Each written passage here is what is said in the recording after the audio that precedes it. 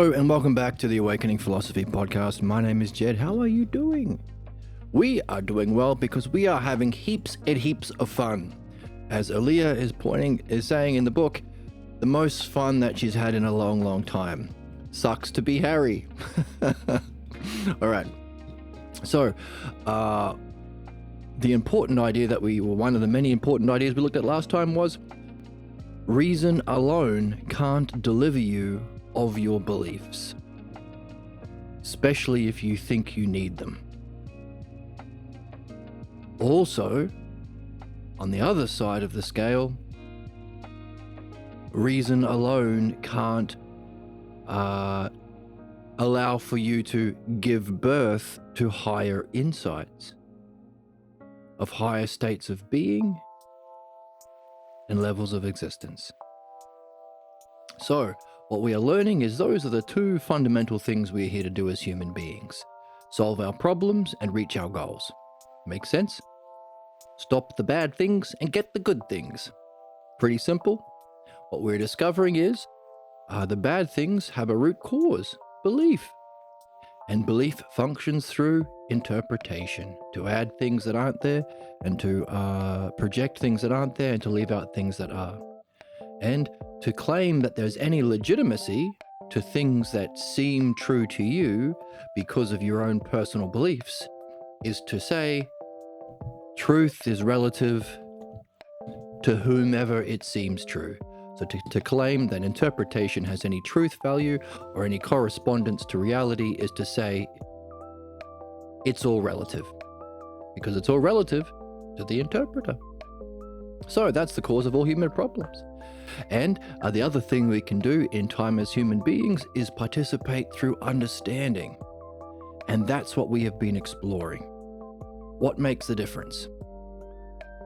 Someone who is claiming to be an expert about this or that, operating through belief, compared to someone with understanding.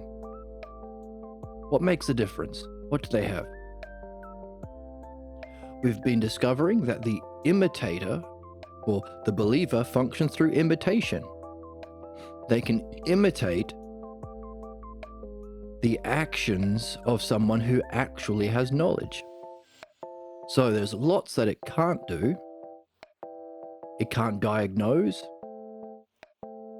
It can't relate to differences in bodies. Well, we're using surgeons as the example, of course, so you can't diagnose the cause of the problem. You can only do the surgery, and only the specific kind of surgery on the specific kind of body that you have observed or that you're imitating. In other words, you can't deal with differences. The differences in causes of the problem, the differences in people that you're dealing with, the differences of illnesses that you are trying to fix. You can't even decide whether or not surgery should be performed. If all you can do is imitate, if all you can do is hammer, everything is a nail. Someone who's only imitating can't predict the future. What's likely to happen if the person goes through the treatment or not? What aftercare is needed? And if you can't help the person, who would be the sort of person who could? Matchmaking. No, the imitator or the believer can't do any of that. Whereas someone with actual understanding and knowledge of that field can deal with the differences, but also is functioning. Oh, what happened to my computer? Something weird happened. What's that noise mean? Oh, I don't know. Okay. Is functioning relative to what should be. Something to do with expertise. There is something to do with expertise that is knowing what should be. And we wondered about the word being, considering what we are learning about true education or true insight is to do with the realm of being or metaphysics. If the physical world is process of becoming. Everything in the physical world is coming to be or decaying. The principles that are eternal, that don't decay, that's required for the physical world and required for intelligence and thought, exist themselves in a realm called ousia, or being. They are eternally what they are. So that's metaphysics. There is a difficulty that we've discovered in talking about metaphysics because the religious people, the believers, so the imitators of metaphysics, the imitators claiming to have expertise of metaphysics, the religious authorities, or claiming to be authorities, have stolen the word. And so if belief can only do harm, while trying to give the appearance of knowing, and the only people they can convince that they are successful are the most ignorant, anyone who actually knows the field or knows anything about the field can't be tricked by an imitator. So only the most ignorant can be tricked, and without any knowledge of the ideal, they can only really do harm. If that's what religion is, we might find some difficulties if we had any influence by religion growing up. And spoiler alert, you have. So this is what we are seeing from Elea. Even though she's ignoring whatever religion she grew up with, just rejects it, that doesn't remove its influence. It's very hard to talk about metaphysics when the only people in our society and in our upbringing were believers imitating the metaphysician while completely ruining it because they're operating through belief, through imitation, the bastardization of metaphysics. Equally so, if we are discovering that philosophy isn't about beliefs or opinions, it's about understanding the true principles of reality and understanding the human process of development into deeper insights, freedom from problems, and the integration of those insights into our state of being, giving rise to higher levels of existence. If that's what philosophy is, philos sophia, love of wisdom, but the academic philosophers in our society teach a love of beliefs, we have the exact same problem with the word philosophy. The imitators who are doing the exact opposite of expertise, loving beliefs and opinions. So you go to university, you don't do any wisdom stuff, you don't do any contemplation, you don't address the source of your problems, you don't understand the process of, what did we just say? Giving birth to insight or delivering ourselves of our problems. There's none of that. It's just Hegel's opinions and Kant's opinions and Nietzsche's opinions. And hey, if you really want to win the game, you guess the beliefs and opinions of the person grading your test, and you regurgitate those back to them. And then you never think about these people ever again in your life. Unless, of course, you might end up defending your own personal ignorance and beliefs with a philosopher. You might say, well, I know I'm right because Kant said so, and Hegel said so. So that's a difficulty that we had, that have the same problem. Philodoxia, love of opinions, claiming to be philosophers, lovers of wisdom. And it's not a matter of just ignoring what they do. We have to understand what they're doing and why they're doing it, and the influence it might have had on us in our lives and development, and the influence on our teachers we might still be trusting or believing or imitating, for us to dissolve their effects. In other words, reason alone won't deliver us from our problems or the effects of the beliefs that influenced us in our upbringing. Now notice, delivering from problems, giving birth to insights, these are languages akin to midwifery, giving birth to a baby. It's Socrates who used that expression. My art is like my mother's, only better. While she is a famous midwife of babies, I help people give birth to ideas. That's where we get the expression philosophical midwifery. That is where we take the dialectic, someone with the art of reason, questions and answers, and we apply it to where a human being is at personally, either in their level of development of their question. Notice there's a question. You have to be carrying and nurturing like a pregnancy. Their question about their problem and problems themselves, and their question about knowledge or wisdom or being. To relate through the dialectic relative to where they are in that pregnancy turns a dialectician into a philosophical midwife, taking truth and humanness together. Isn't that interesting? So, while the believer functions through imitation and can't relate to differences, different patients, using the surgeon example, of course, different patients, different illnesses, different sizes of bodies, different arrangement of organs in the body. Differences is the norm for surgeons.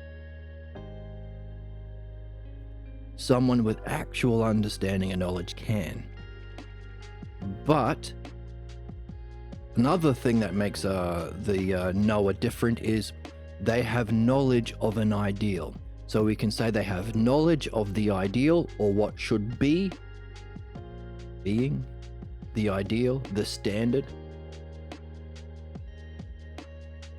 and understanding of the parts and aspects so they can deal with differences and understand whether the differences make a difference. So while the imitator can only deal with sameness, can only do the exact same kind of thing that they're imitating, the person with actual understanding and knowledge and expertise deals with both sameness, only not relative to the shadow of learning, this particular action, its shadow that you cast, but the model. So the sameness relative to the model and differences. So a actual understander or knower can relate to both samenesses and differences we are discovering by reading this text, which is a goddamn banger. In the final quarter of the ball game, you have to throw it in, and that's when it all matters. It's all up to that one moment. And it's all up to this one moment reading this book for us. Hooray. Hubba hubba. I just want more testosterone to human body ratio, and I'll finally decide. Emma is a gooner today. You can be a gooner. But you can be a gooner. That's fine, says our soundboard. So that's what we are discovering, both sameness and difference. So we could say they live in two different worlds. The imitator lives with the lower, the shadow, appearances, and is only interested in the appearance it gives.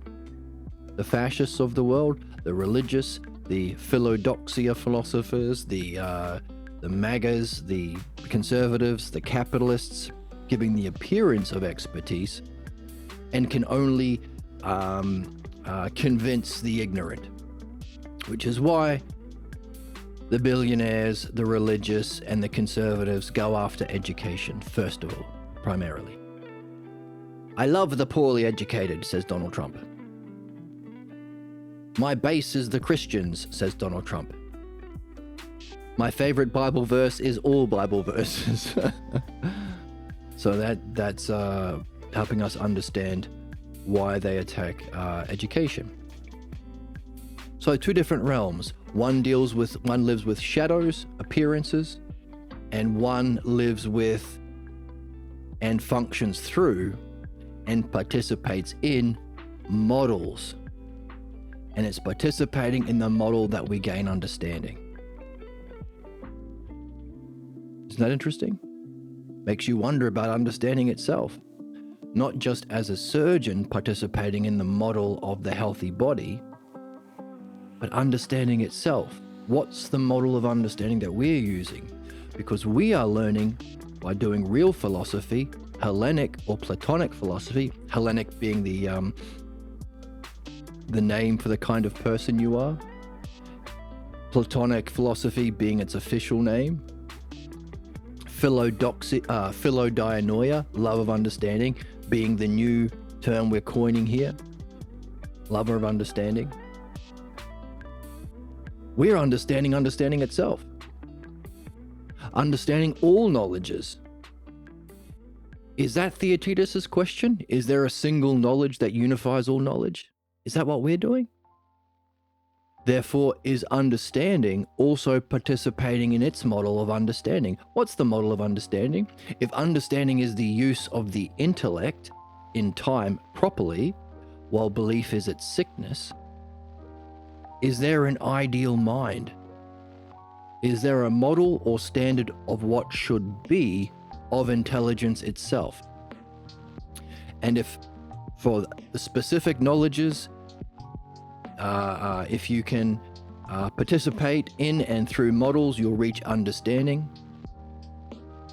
For us to perfect and master our understanding, are we also reaching out to and aiming to participate in ousia, the name for mind's capacity and the sixth sense that has the capacity to turn around and know itself non-physically?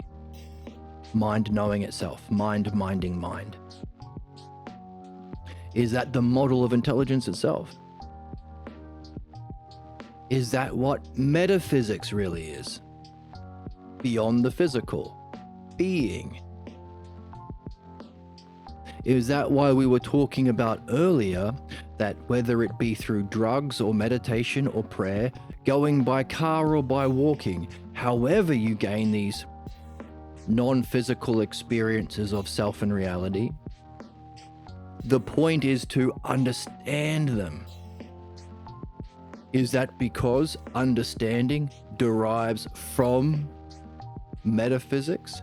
Because you are experiencing, while understanding is its aspects or parts, the differences, is knowing the ideal or standard or model, apprehending it as a whole and parts. Is that why true education and wisdom is a spiritual or non-metaphysical? You could use the word spiritual because it's your spirit separated from your physical senses, the world that perceives the world of becoming, the shadows of being. Isn't that interesting? Our physical senses are itself the effects of the realm of being.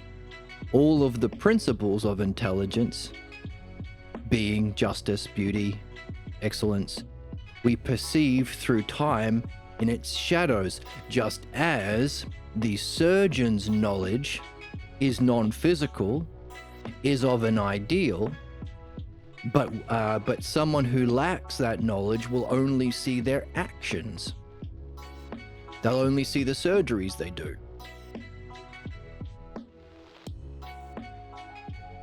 Isn't that interesting? Could we therefore conclude that everything we perceive through our physical senses through time is nothing other than the shadows of true being and true knowledge? Therefore, would that make sense of why believers are only engaged in imitation of appearances, can only do harm, and why Elea and Joseph are calling them participating in shadows? Because knowledge is of being, metaphysical. Does that make sense of what we referenced earlier in the text? This is from the text, the cave allegory. The allegory from Plato's Republic, Book 7, read the Balboa translation, find it for free online.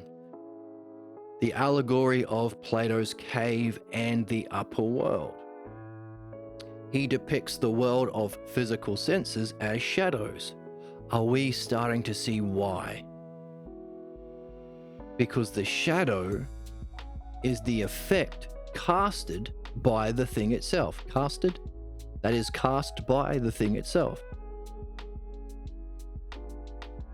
Therefore, the upper world would be, according to what we are reading, the world of models or standards of what should be, the realm of being, from which we can perceive directly what should be for beauty, or the model of beauty, beauty itself, which of course is the goal of Plato's Symposium. To be led to that experience and beyond, because even that should have a cause. But anyway, that's the Symposium. The spiritual yoga of seeking the aspect of being the model of beauty. The Republic. That same experience of being or metaphysics, but through seeking its justice aspect.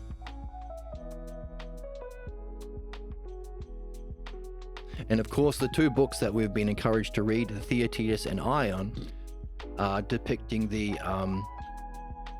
process of giving birth to those insights and freeing ourselves from what binds us to the shadows. Oh, so if belief is simply imitation based on appearances, which is nothing other than the shadow cast by the ideals in being, then if we are attached to physical sense appearances and beliefs, we'll be tied to the world of shadows. We can never be a surgeon or a dialectician. Isn't that interesting? So, two different worlds, one of ideals, which can know the whole or the sameness and its parts or differences, and one only in the realm of shadows, that is imitating those shadows.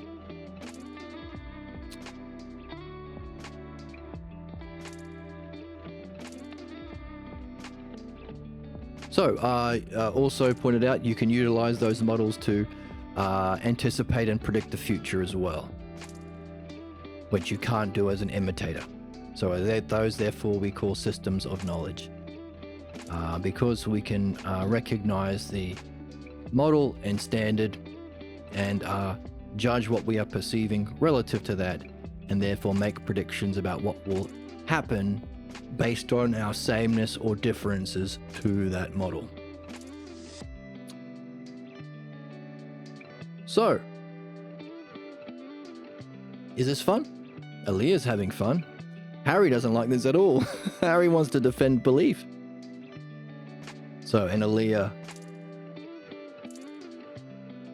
is pointing out, hey, Harry, not only have we not been pregnant in this kind of a way, pregnant with deeper insight, but we haven't had this much fun in a long time. So, interesting relationship that she's in. I wonder what her idea of beauty and love is, and whether or not it's based on the ideal or a shadow that she experienced in her, or in appearances that she perceived in the physical world of becoming. Makes you wonder. So, that's where we are. Interesting stuff. Hey, reason alone can't deliver you of your attachment to shadows or beliefs, and reason alone can't help you give birth to deeper insights of the realm of being, where wisdom, metaphysics, and the models live. So therefore, reason alone doesn't do the trick. What we are learning is there has to be some question we become impregnated with. Something, a question that has us. We don't have it, it has us. That kind of a question. You can't get it out of your mind. You don't know the answer. You can't answer it. No one you've met has answered it sufficiently. And in the kind of way that Socrates wants an answer for us. But we can't get it out of our minds anyway. And we talk about carrying this kind of question as we read, because we can Keep building on it. New little questions from the text can build this mega question, like a Voltron of questions. Also, you can polish up your question. Polish it like a gem by keeping it in your mind, turning it over in your mind, asking people about it, talking about it over coffee with your friends. And that's important too, to do this with friends. It's not a solo quest. Says the book. You can hone it like a laser beam. You can hone your question, get the most precise amount of words to this question that has you, and you can't get it out of your mind. So that's the part of it. That's the humanness. And Joseph points out, hang on a second, Harry, if it feels like I'm attacking you personally, and this is something that I've said to the people in chat, this isn't personal. I'm trying to get you to follow the questions and not play silly buggers whenever you get stuck. Or become curious about why you're abandoning the dialectic truth, reason, evidence when you find out your position is wrong. But Joseph points out, hey, it's not personal, and within the context of your belief system, it might feel like I'm trying to debate you because that's all you know as a believer. It's all competition. It's all violence because belief is inherently violent to reason, evidence, goodness, and unity. That's competition. Your success is based on everybody else losing. There's one child who wins musical chairs, and it's the child sitting alone with no friends on the last chair. That's Elon Musk, or whoever the final billionaire will be, sitting among a pile of dead bodies, genocided or worked to death for their $1 trillion. Congratulations, you're the competition winner.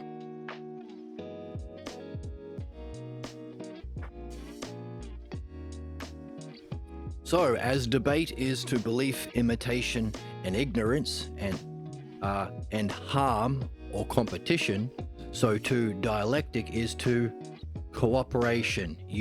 Cooperation might not be the right word, because you're not cooperating equally. It's not like a compromise. There is an expert, the dialectician, or the person playing the role, leading the questions, not compromising based on belief. But it is mutual, and it's friendly, and it's together, and everyone wins. It's a win-win. It's a win-win-win-win-win. Because truth is not personal. It's not a zero-sum game. Because it's not in the realm of becoming. The limited resources are those in the world of becoming. Being is non-physical. It doesn't decay. Thank goodness. Imagine if you had a beautiful painting that you spilt coffee on and it became ugly. Imagine if that physical expression would affect beauty itself. The aspect of reality, the idea we can participate in of beauty itself. Imagine if beauty was less beautiful because of what you did in the physical world. Imagine how absurd that would be. It'd be funny. And we would say, The more holes, the better. okay, Emma. Some goons and some gooners and some weirdos. And some weirdos.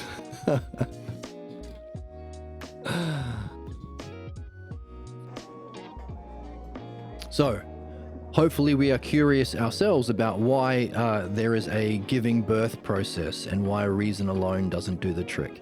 Why it's truth and humanness. And why these guys are all over the place. Okay, let's just get rid of them for now. So let's bring us up to where we are and keep reading. Keep having fun.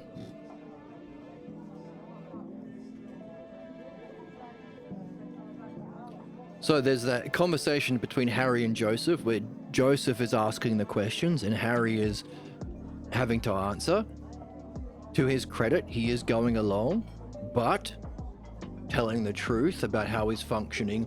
He doesn't conclude. He tries to dismiss the conclusion as Joseph's conclusion, not the conclusion. So trying to save a belief, reason alone isn't delivering him from the belief that he thinks he needs, that belief being the appearance of expertise, his parents, his religious officials, his philosophy teachers, is legitimate knowledge. That's his position. It's all relative. Okay, and the question that Joseph begins with is, under what circumstance or action would you prefer the actual Noah over the imitator? Does the difference make a difference?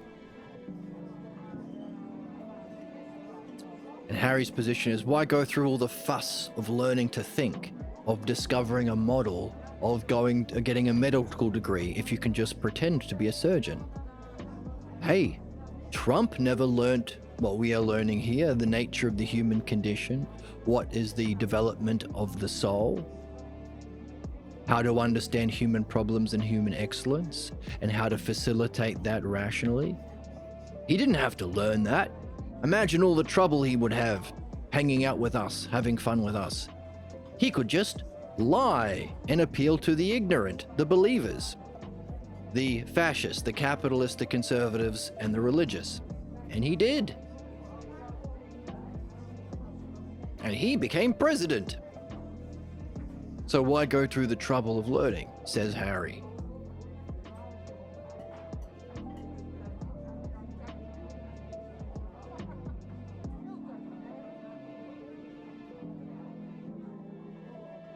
It's an unnecessary thing, says Harry.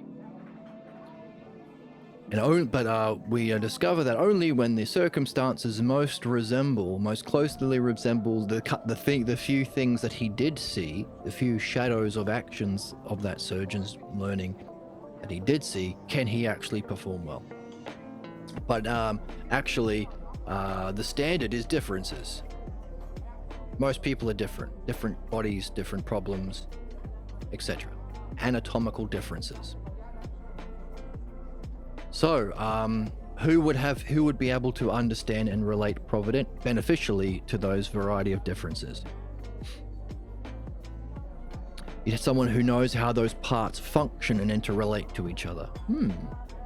So, as we're learning about surgery, we're learning about the ideal model, mind itself, being.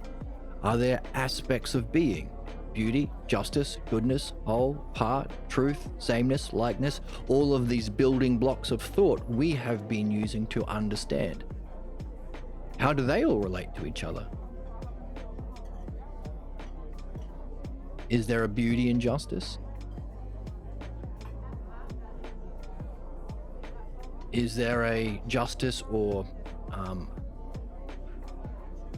perfectly ordered the way it should be in harmony? Is there a beauty in harmony? Are they different things? How does beauty relate to the whole? To the idea of wholeness itself? So those are things that we could be giving birth to ourselves, using surgery as an analogy. How do the parts function and interrelate to one another? A surgeon has to detect the significance of the differences, both when they appear significant or insignificant. When does it matter? The differences between different patients. Make diagnosis. So this is what the Noah can do. Make diagnoses, the cause of the problem. Recommendations for post-op care. What do you do after your insight? So, for us, what do you do after you gain an insight into your problem or into knowledge? Dealing with the counter-attacks. Remember the human element? Your beliefs will fight back. You have to expect that. But also, after blissful experiences, the afterglow. So imagine if you were in a kind of relationship that Elea isn't in currently, but a philosophical relationship.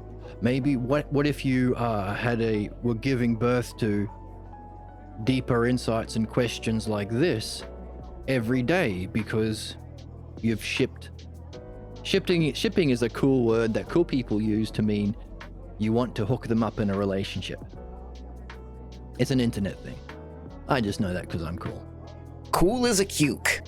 See? If you don't know, now you know. And now you know. In the final quarter of the Oh my ball goodness, this game, one. you have to throw it, and that's when it all matters. It's all up to that one moment. All up to that one moment. So in other words, imagine if your intimate relationships were to facilitate not just physical encounters with beauty or shadows of beauty, but deeper insights into beauty itself. What would those peak intimate experiences be like? What would the afterglow be like? What would you likely want to talk about in that afterglow? Or back to the low version, aftercare after a surgery. There you go. Oh, and when you decide against surgery, sometimes it's better not to perform surgery. Maybe the person isn't ready to give birth to an insight into their problem or a higher state of being. Why? And of course, if surgery isn't right for them, is there someone else that could help them? Matchmaking. So the times where he reviews all the data on some patient and chooses not to operate. So he's able to make a judgment. Is that when are you operating as an expert or as a surgeon when you can make that judgment after reviewing all the data, deciding on what to do? Can an imitator do that? Or is it always the same action? It's always, Jesus is king, or go to hell. It's always, give me the money, or bombs on your heads. It's all, billionaires are job creators, and the wealth will trickle down. Or, we'll price you out of the housing market and food, and you'll die on the street to starve to death. Always the same thing. Nothing good happens, only bad happens for believers. As a result of belief. So, you can apply, knowing the significance of the differences, you can apply your skills to the widest range of cases, whether he performs surgery or not. What would you be imitating if you do nothing? Like, in other words, if the surgeon has decided not to do anything, what are you imitating in that case? There is nothing there that they can see in their physical senses that they could be imitating. The imitator only imitates the surgeon's actions, not when he isn't active. He couldn't imitate nothing when nothing is going on. So, the success of the surgeon depends on his ability to appreciate, understand, and act on the differences he encounters. It must include the times when his medical judgments include not only deciding on the need to operate or whether or not to send his patient to a different specialist. By contrast, those whose success depends on their ability to do and say the same thing in the same way to all the same things. Pick a conservative, a clergyman, or a capitalist, and that's their whole that's their whole gimmick, the whole kit. They can only imitate the smallest part of what the knower knows. And we must add, he doesn't know when it's appropriate to do the same or not. Doesn't know when it's appropriate to do the same that he does so well. The imitator ignores differences that play no role in his imitation, and he doesn't understand how to deal with differences because his only interest is to give the appearance of knowing while he really knows nothing of what he does. So this is the caveman savagery inherent to belief and imitation. Brown person is different. I don't know how to relate to them.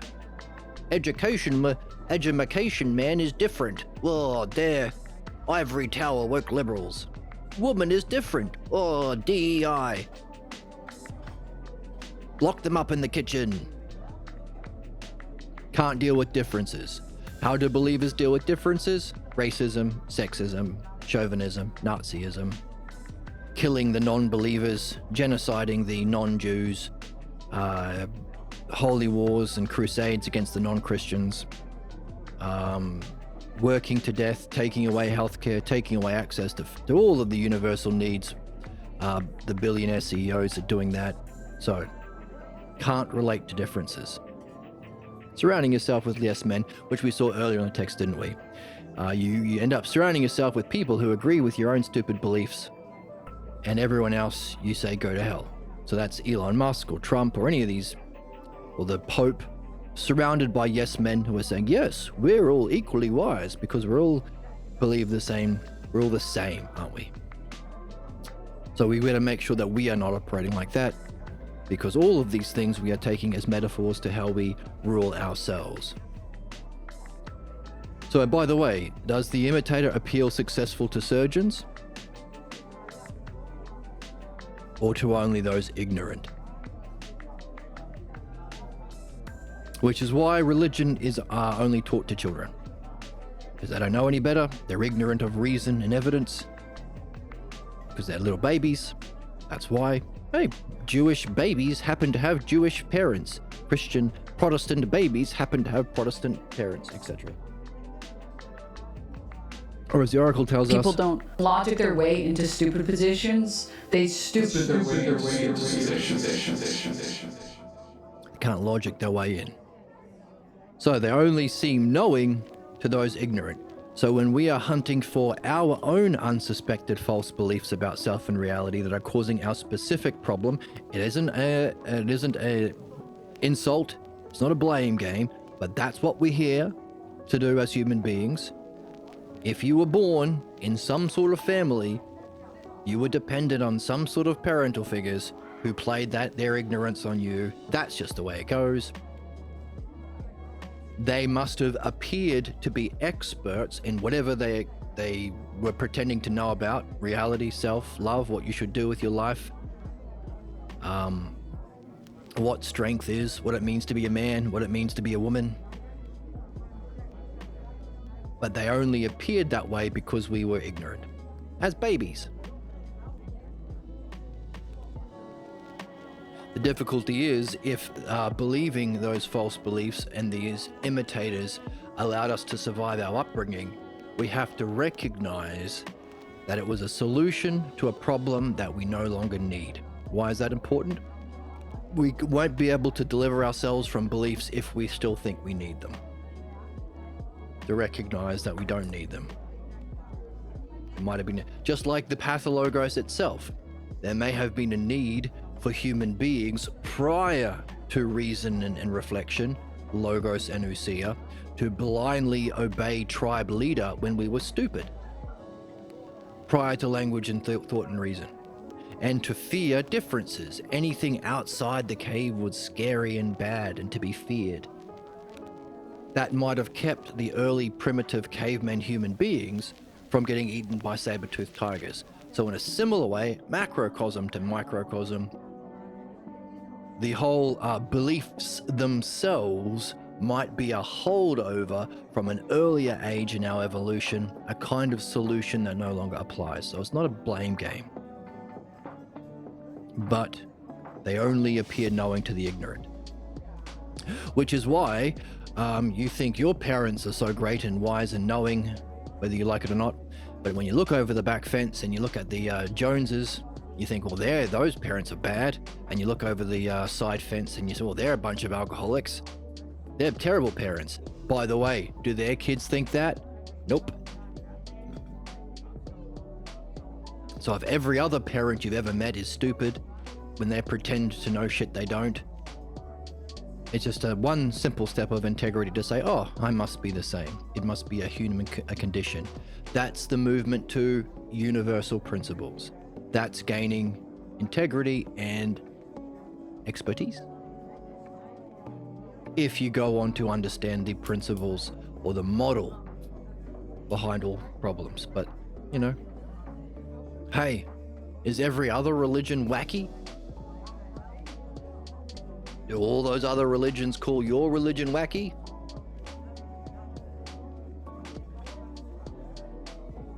Is it because all beliefs are wacky to everyone who doesn't believe them? And by wacky we mean absurd, false, harmful, divisive? Yep. I mean, I wonder. Become pregnant. I mean, it's obvious. If you've been following along for this channel for this long, I'm pretty sure that must be obvious. It's only the most intelligent who would be interested in this. That's not a glaze, that's legitimate. You have to be of a certain level of intelligence to participate in this kind of reflection, and a certain level of character to be open to self-reflection, to be open to examining yourself, challenging the beliefs you grew up with, and learning something new.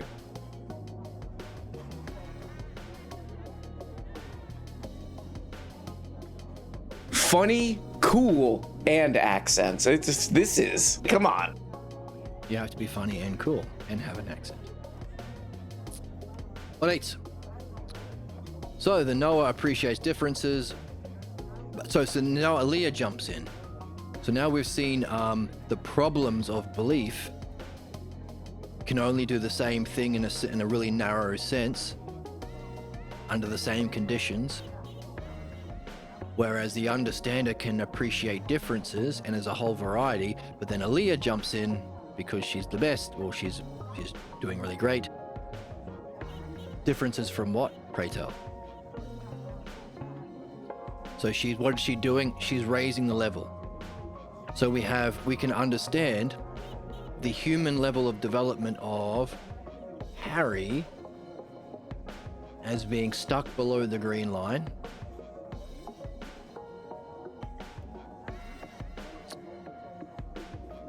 So the true, the truth, and the false, or the principle, the greater and the lesser, or the ultimate, the greater and the lesser.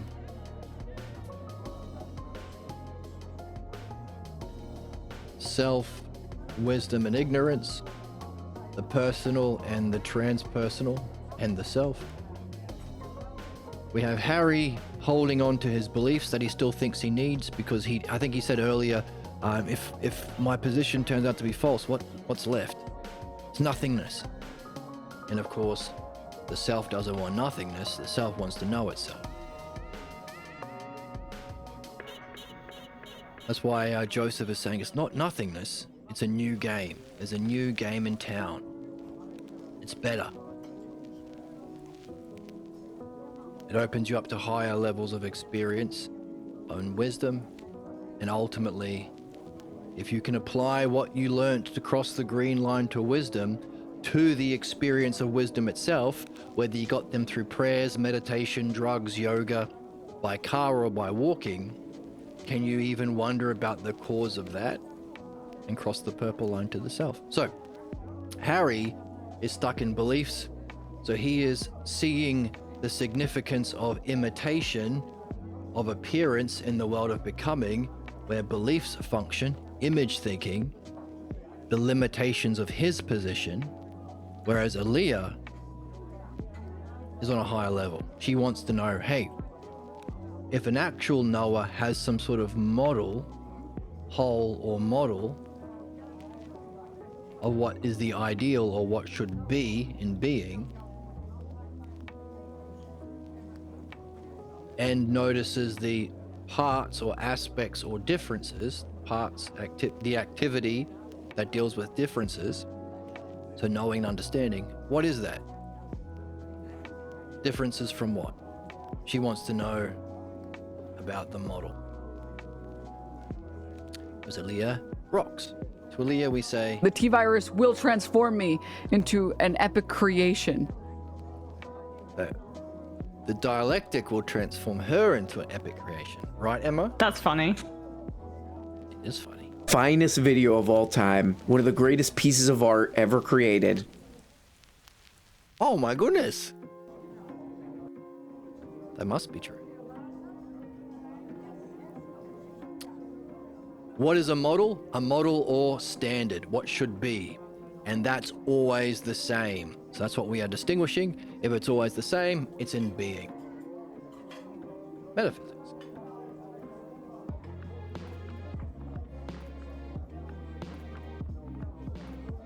So Elea points out it's not just differences. If there's a model, it's differences and sameness. So Elea adds to what we are saying. So the understanding of differences is a higher functioning than imitating through beliefs.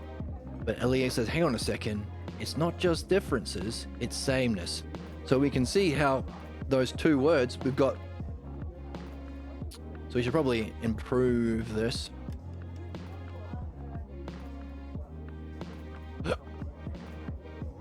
So we've recognized in the realm of wisdom, knowing and understanding, nous and dianoia, ousia and logos. We've been calling that the model and its activity, or the whole and parts. But Elea is pointing out it's not just whole and parts, it's also color. Sameness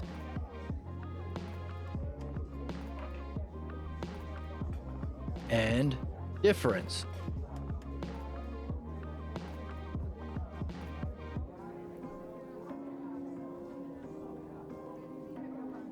Isn't that interesting? So we're noticing a pattern, aren't we? So we can go back to our list of self-logos terms or selfers. So hang on a second. If these are the aspects of being or mind, these are the building blocks of, well, they're not the forms. That's why we read the Balboa translation. These are aspects. The word eidos means aspects, not forms. That's garbage. Hey, look. We've got the lesser, greater, and ultimate under truth. We got types of goodnesses under goodness, or the good. Under oneness, we got whole and part, same and different. Can we keep going? Do we look for likenesses to the model and unlikenesses? Is one unlimited and one have limits or blocks? The differences, the problems, the sicknesses. Is the model in rest? Is it perfectly itself always? And the parts relate to what happens in motion in the realm of becoming. Is the model out of time and understanding deals with in time? Oh. So could we therefore say the two aspects of any realm, ousia and logos, can be represented with these two pairs? Are we learning the logos in time? Is that understanding? And when we are able to have insights into the whole in those experiences of being, is that out of time or in the realm of being?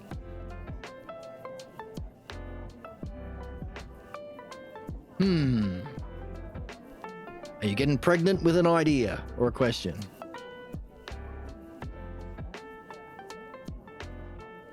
So we can add sameness and differences. Thanks to Elea. Hooray for Elea. Hubba hubba. I just want more testosterone to human body ratio, and I'll finally be satisfied. Emma, you're such a gooner. Goon. They're like a goon. They're a gooner. Bull testicles. Bull testicles. If you want more testosterone, have a bull testicles. I'm eating the testicles of this bull, and I'm eating it raw. Raw bull balls. This is raw buffalo balls. Garbage. Oh man, that lady's certainly saying bad words. Isn't she just? We have fun. So the knower combines both sameness and differences. Joseph says, I see where you're going. Not only must he know the significance of the model, but significance of any deviation from the model. Very true, says Elea. Good, so we can add to our analogy. We can say that the knowledge of the surgeon combines both sameness in its use of the model and difference in understanding the significance of any departure from the model. Hey, so the surgeon, you've got 3 arms. I know the model. Humans are supposed to have 2. You've got an extra arm, my friend. Is that significant? Is it something that happens sometimes and doesn't matter? The imitator lacks both of these and copies only the sameness that exists among the particulars. So one lives with the higher, one with the lower. Sounds similar to the cave and the upper world analogy. One participates in and through models and so reaches understanding. The other copies only shadows. Sounds very much like our map. One is below the green line and one is above.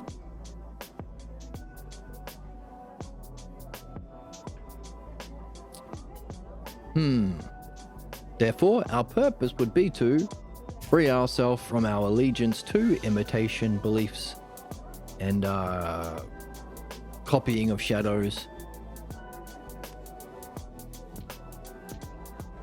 and develop a participation in the models from which we can not only know the whole or the same, but we can also from that derive understanding, the parts, the differences. It's a win-win. It's a win-win-win-win-win. And we are calling wisdom, we're defining wisdom as both together. That's why it says wisdom. Whereas beliefs and the imitations that happen if you're a believer, ignorance. Fun? Yes. I love this guy. Yes, you all love this guy, I expect. So, is that the same for all branches of knowledge? They utilize models and as such standards to base their judgments on, and they can predict and anticipate the future. We can say they are systems of knowledge. Includes the lawyer, a captain. Is there a knowledge of all knowledges? Is that what we're after? That was fun, says Elea. Thank you. You're welcome, Elea. It is fun. We have fun and joy and whimsy. Where's the joy? Where's the whimsy? Where's the Childlike wonder, dude. Dude, we have the fun and whimsy and the wonder, dude. Joseph says, yes, it was helpful. Helping each other. That's the thing. That's why it's not a one-person game. She'll reflect aspects that he isn't seeing, and they can each other help in their reflection. So, what do you think of this, Harry? People in chat are saying, hey, Harry, did you like that from your position on the cuck chair? But stop saying that Harry's on the cuck chair. That's a weird internet thing. Gooners. You gooners. Goon. Some are saying chat is saying that. Because we're on Twitch and a bunch of gooners. Goon. So.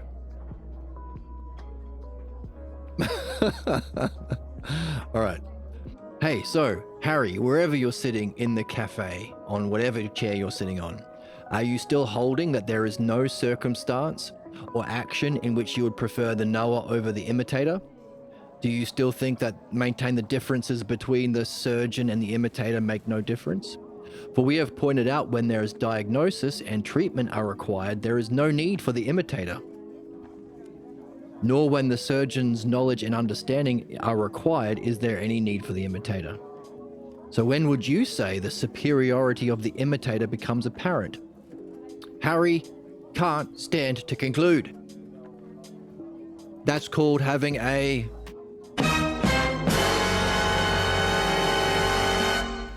block. Wrong. You're so wrong. But that's okay. We're all allowed to be wrong sometimes. You're allowed to be wrong sometimes, Harry. So you got your conclusion. Notice, below the green line.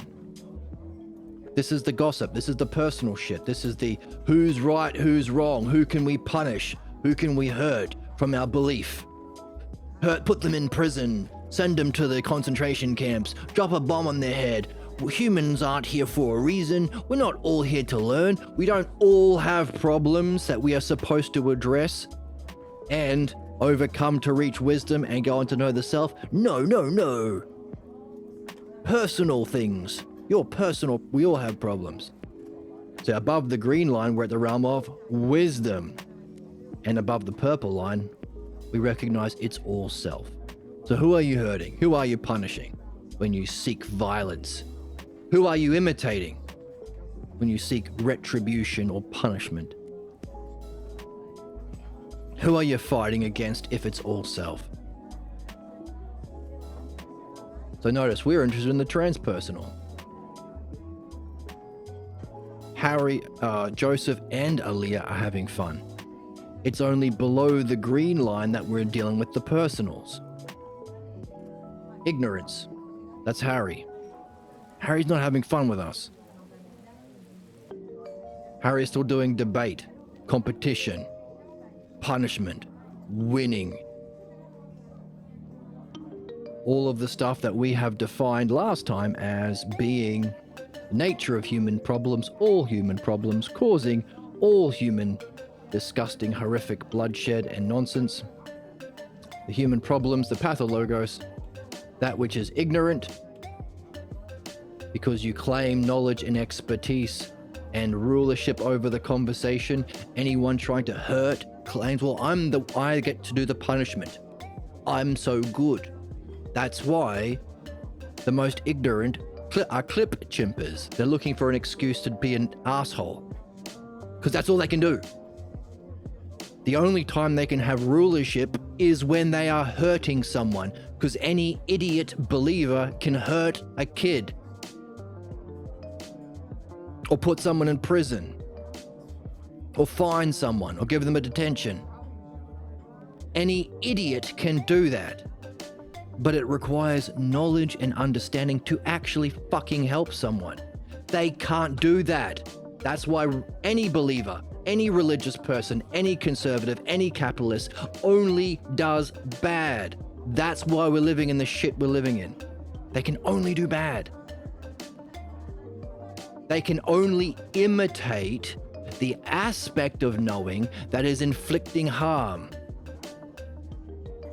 So if they want rulership, they are only looking for times to inflict harm. That is the ignorance of the human condition. That's the savagery of the human condition. When believers who are ignorant seek rulership without knowledge and expertise, and they can only do harm because they're stuck in their beliefs and personal interpretation. That's why human beings are the worst animals on our planet, perhaps in the universe. I would suspect there are no other species that act so irrationally and savagely towards their own kind and the fucking planet they share.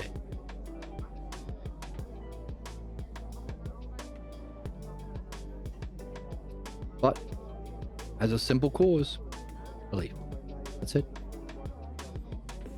So long as we're giving questions about our beliefs, we can use questions plus reason, states of mind plus understanding, ousia plus logos, same thing, and overcome our problems.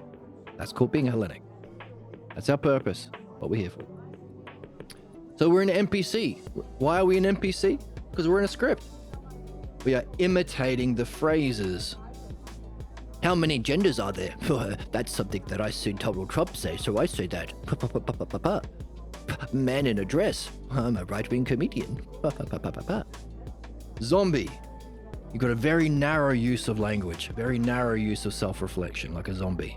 They only say brains with their language, and they only seek brains. They only have enough self-reflection to maintain their seeking of brains. That's called fate. Therefore, someone with expertise should be able to make predictions about the future of this person with this kind of belief, because it keeps you on your NPC zombie train tracks. As someone with the expertise of the soul, the philosopher, the Hellenic, the philodinoia, the dialectician, the midwife. Any of those words work. Savage, you fight against your own understanding, truth, reason, and ignorantly and violently. That's how belief functions. In opposition to reason and truth and understanding.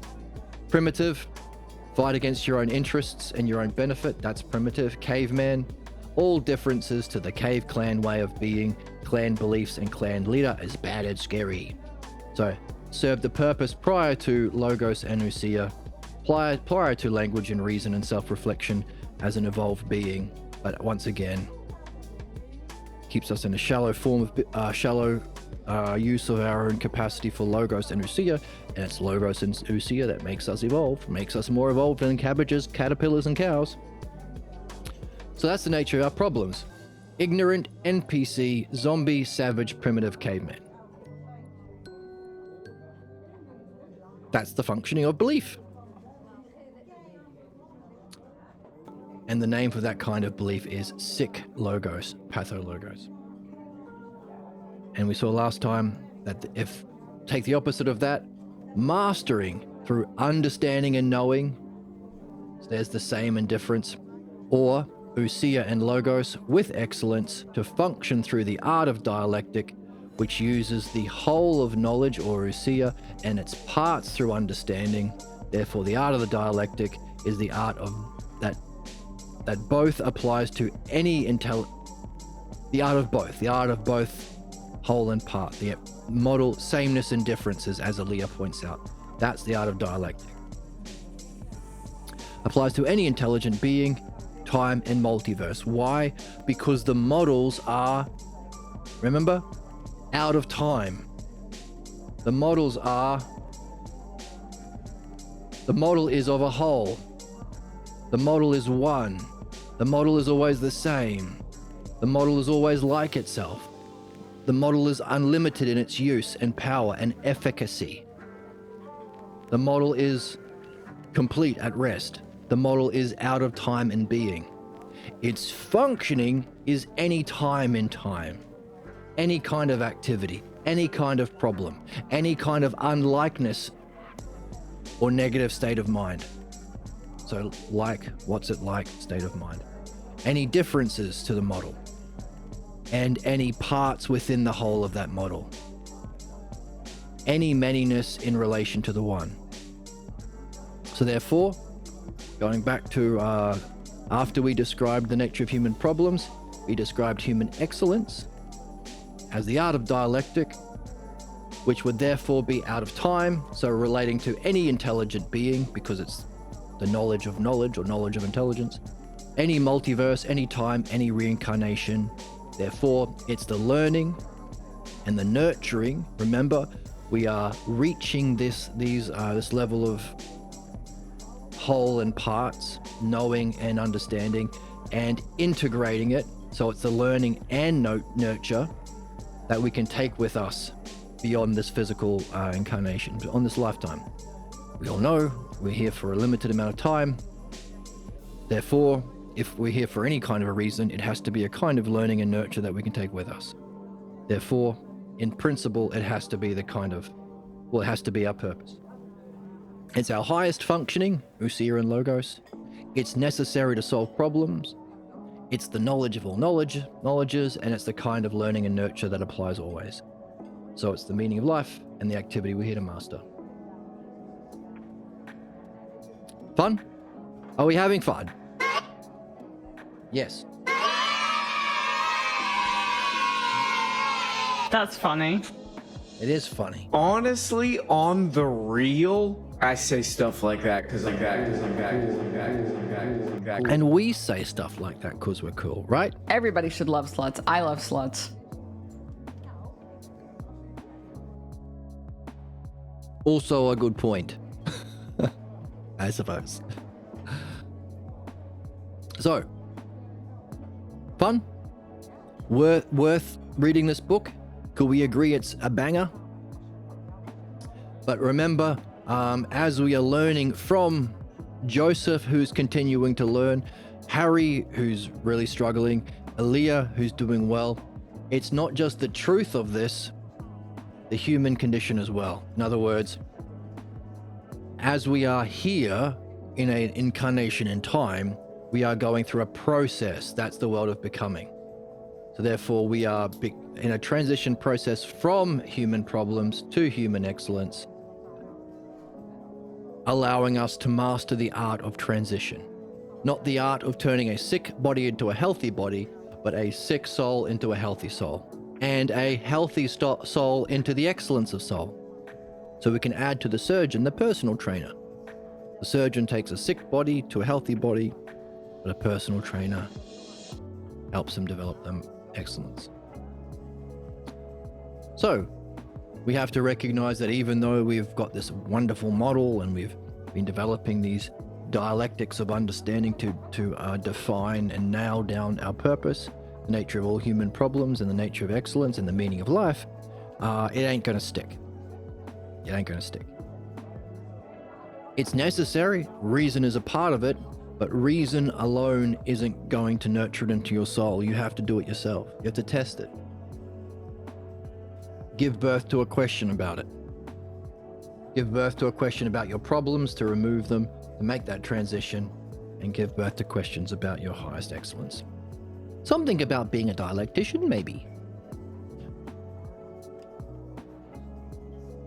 So, Harry is being a bit of a bitch. So you got your conclusions. Just look at it. Elea here had to help you to conclude. You had to be helped by a woman. Abroad. Get the fuck out. Wrong. You're so wrong. If you're experiencing a mental health episode, we don't want to have to see that. You don't want to have to see that, Harry. Get the fuck out. Get the fuck out. Well, that's not true because I don't think so. Because I don't think so. Just look, Elea had to help you conclude. You couldn't do it for yourself, could you? So you can't claim victory and go off tooting your own horn. See? Competition. Personal.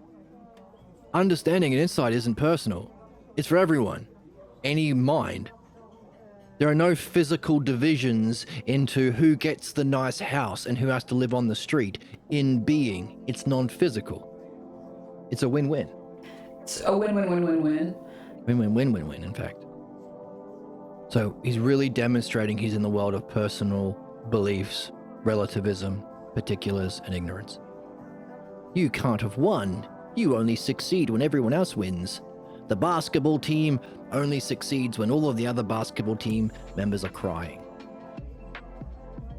Not in this game. It's a new game in town, fella. Chump. You're correct again, says Joseph. Harry, Elea did help. She reminded me of the importance of sameness on a higher level. By the way, I may at times appear interested in victory over you, Harry, but I believe that that's just my enthusiasm in pursuing a point. I might ignore the human dimension of the dialogue. But that is not the way I would like to be. I've noticed that I proceed too logically and move far faster than necessary. Maybe I'm too argumentative. I'm sure that it makes me look like I'm out to score a victory. I do hope I get insight into why I do that. As someone who's been doing philosophy for a long time, with very few people, especially seeing as when the author of this book passed away, I fall into that boat sometimes as well. I think it's neat to solve problems. I think it's neat to reach our highest states of excellence. I think it sucks that human beings are allowing belief to rule in politics, religion, and capitalism. I think it sucks that it can only do harm and it's causing unnecessary suffering and genocide. I think it sucks that I have to be constantly afraid of not having a house to live in because my landlord might raise the rent 200%. They can. They own the houses. I think it sucks that I likely will never own a house because of all the fucking billionaires until we overcome capitalism. So, I want to race to the conclusions. Let's solve the problems. Let's elevate our conversation from Harry's level of stupid beliefs to transpersonal. Sorts of conversations that Elea and Joseph are having. I recognize myself that might feel like I'm trying to win a debate or some bullshit.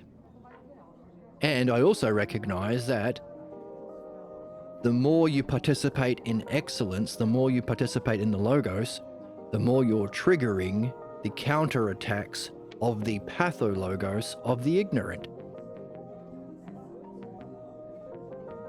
So, even though I'm only ever trying to help and understand, that's pretty much my whole life, people will reframe it and reinterpret it according to their own bullshit beliefs. And because they don't like it when other people are experts, they want to be mummy, they want to be daddy, they want to sit at the head of the table. And because believers can only do harm, they are going to look for times when I slip up and I'm not perfect so they can play daddy's role, imitate the Punisher.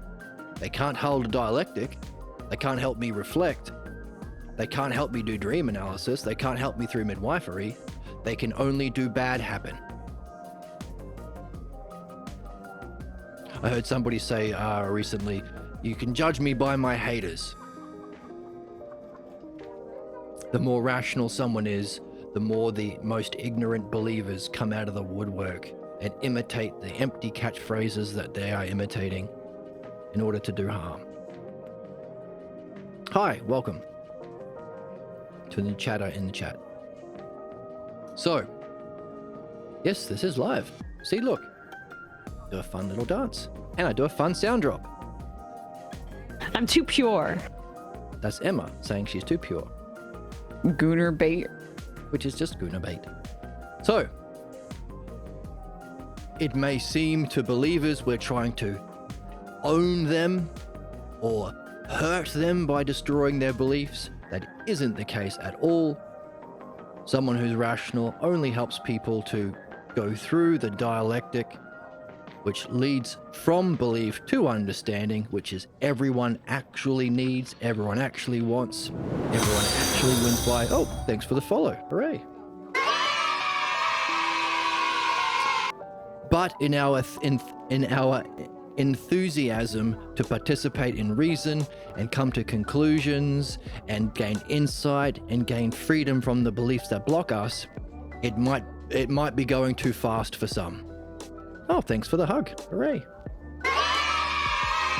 Everybody should love sluts. I love sluts. That's an irrelevant sound drop. But you should love sluts, I suppose. An interesting point as well. So, it might appear like we're moving faster than necessary, and we might be ignoring the human difficulty that people who are unfamiliar with the dialectic and philosophy have with someone playing a new game. So the problem is, believers reframe reason and understanding as debating beliefs. It's not debate. We don't want you to lose. We're only seeking to do two things: understand and benefit. That's it. That's it.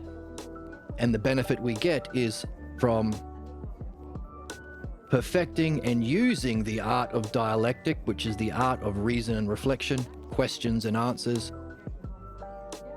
that allow for us to surface our own false beliefs that keep us trapped in an ignorant NPC, zombie, savage, primitive, caveman condition of imitation, keeping us loyal to our own ignorance, to move us from that loyalty to beliefs and imitation into joining us in participating in the dialectic, making use of your language and self-reflection capacity to remove your problems and reach your highest goals. So, we are with Joseph here. It's my enthusiasm in pursuing a point. I might ignore the human dimension of the dialogue, and we might move too fast. That's not the way I would like to be. I've noticed I proceed too logically and move far faster than necessary. Maybe I'm a little too argumentative. I'm sure that makes me look like I'm out to score a victory. I do hope I get an insight into why I do that. So, perhaps we can relate to Joseph here. And of course, if we do recognize that patience, temperance is required, then we can wonder, hang on a second, the greater we can participate in the model of wisdom or intelligence outside of time, the less we might feel bound by or reliant upon the everyday physical world of becoming. So the further we can develop our wisdom and insight, the more we might see the justice or the necessity for human beings to be stuck in the problems they are in. Even if we see people we love suffering, and even if we can see how absurd it is and how unnecessary it is.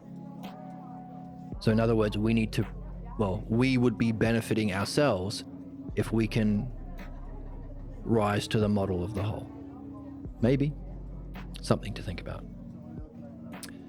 So Harry's reframing the fantastic conversation that Elea and Joseph had, where they both progressed together to an insight. It's, again, not personal. There's no personal stuff in mind and self. It's transcendent. So Harry says, "Oh, that was Elea's. Elea helped you. You didn't win against me. That's not fair." And Elea says, "Hang on a second. What, am I, a second-class citizen around here? Do you mean that if I help develop a point in this discussion," says Elea. Should probably bring her up. Let's bring up the characters now. "Are you saying that if I help develop a point in a discussion, it can be minimized? If it doesn't help you in your struggle, your fight with Joseph? I found it fun. Hey, Harry, more fun than I've had in a while." Oh, snap. Oh, snap.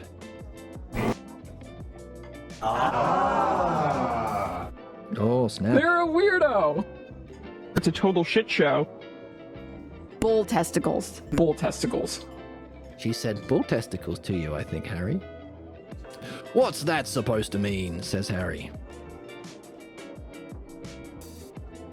"Hey, I might tell you about it later," says Elea tactfully. "But this discussion has been good for me. I haven't been able to put into words this issue of imitation and knowledge before. But now I think I see something. It's the question of what passes for knowledge. Look here, I'll tell you what. Science and everything in the bag of science is imitation. It really is. Don't they study the processes in nature, in the physical world of becoming, the realm of shadows, and put what they find into symbols so that the whole of the symbols mirrors nature? What's that? Imitating nature. The mess we're in is because we call that knowledge. So there really isn't any knowledge in the scientific since it's all imitation." Joseph says, "Hang on a second. Wait a minute. Do they merely model nature and then imitate it? Don't they adapt and alter it and try their best to anticipate the very changes they introduce? If they do that, are they not understanding what they model?" So he's saying, hey, scientific inquiry is different from just belief and imitation because they're trying to create their own model and can change it. Believers don't have a model. They don't change it. They can't anticipate the changes. They want their models to be predictive. Elea says, "Maybe that's understanding for you, but not for me. They either can't anticipate the effects of what they change or don't give a damn." So in other words, the models aren't pretty good. They're rubbish. Or they don't care about using their models. They don't care if they destroy the planet or dig up nuclear waste that kills people or enslaves people under the banking system. They don't give a damn. Ecological disasters are all over the place because they can't control what they make. And I don't like thinking that knowledge is something that's out of our control.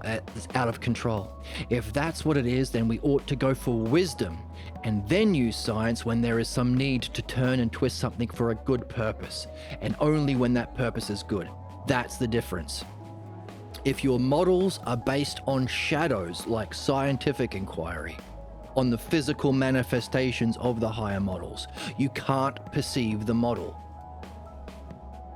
The models that we derive through physics or whatever, through torturing Mother Nature so that she reveals her secrets, are about the effects. In other words, all of the things that exist in the realm of being that we apprehend through giving birth to these insights and freeing us from our problems, metaphysics, Platonic philosophy, are not part of our model.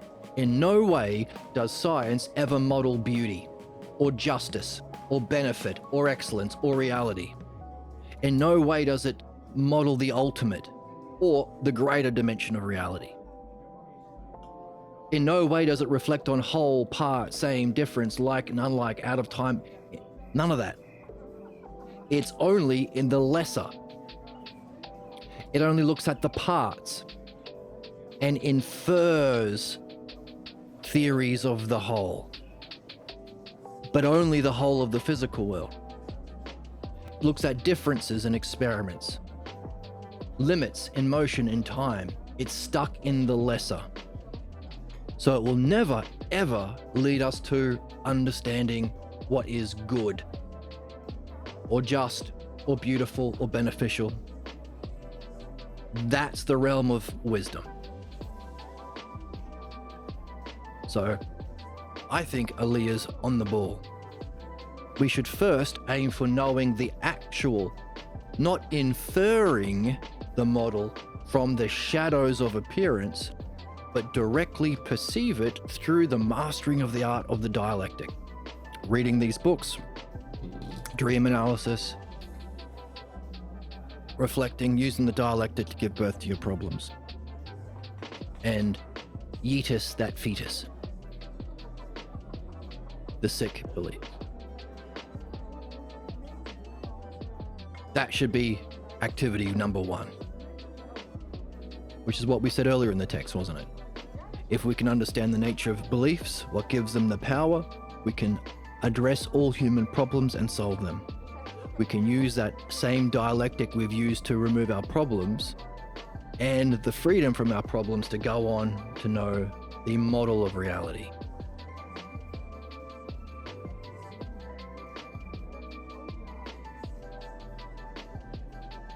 You may infer the existence of beauty from physical sensation, but you can't put beauty in a test tube.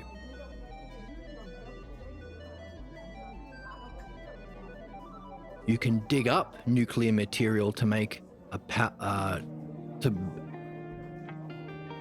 create steam to move turbines for nuclear power, or to make nuclear weapons. But you can't know whether you should by just looking at the effects. In other words, scientific inquiry is similar to belief and imitation.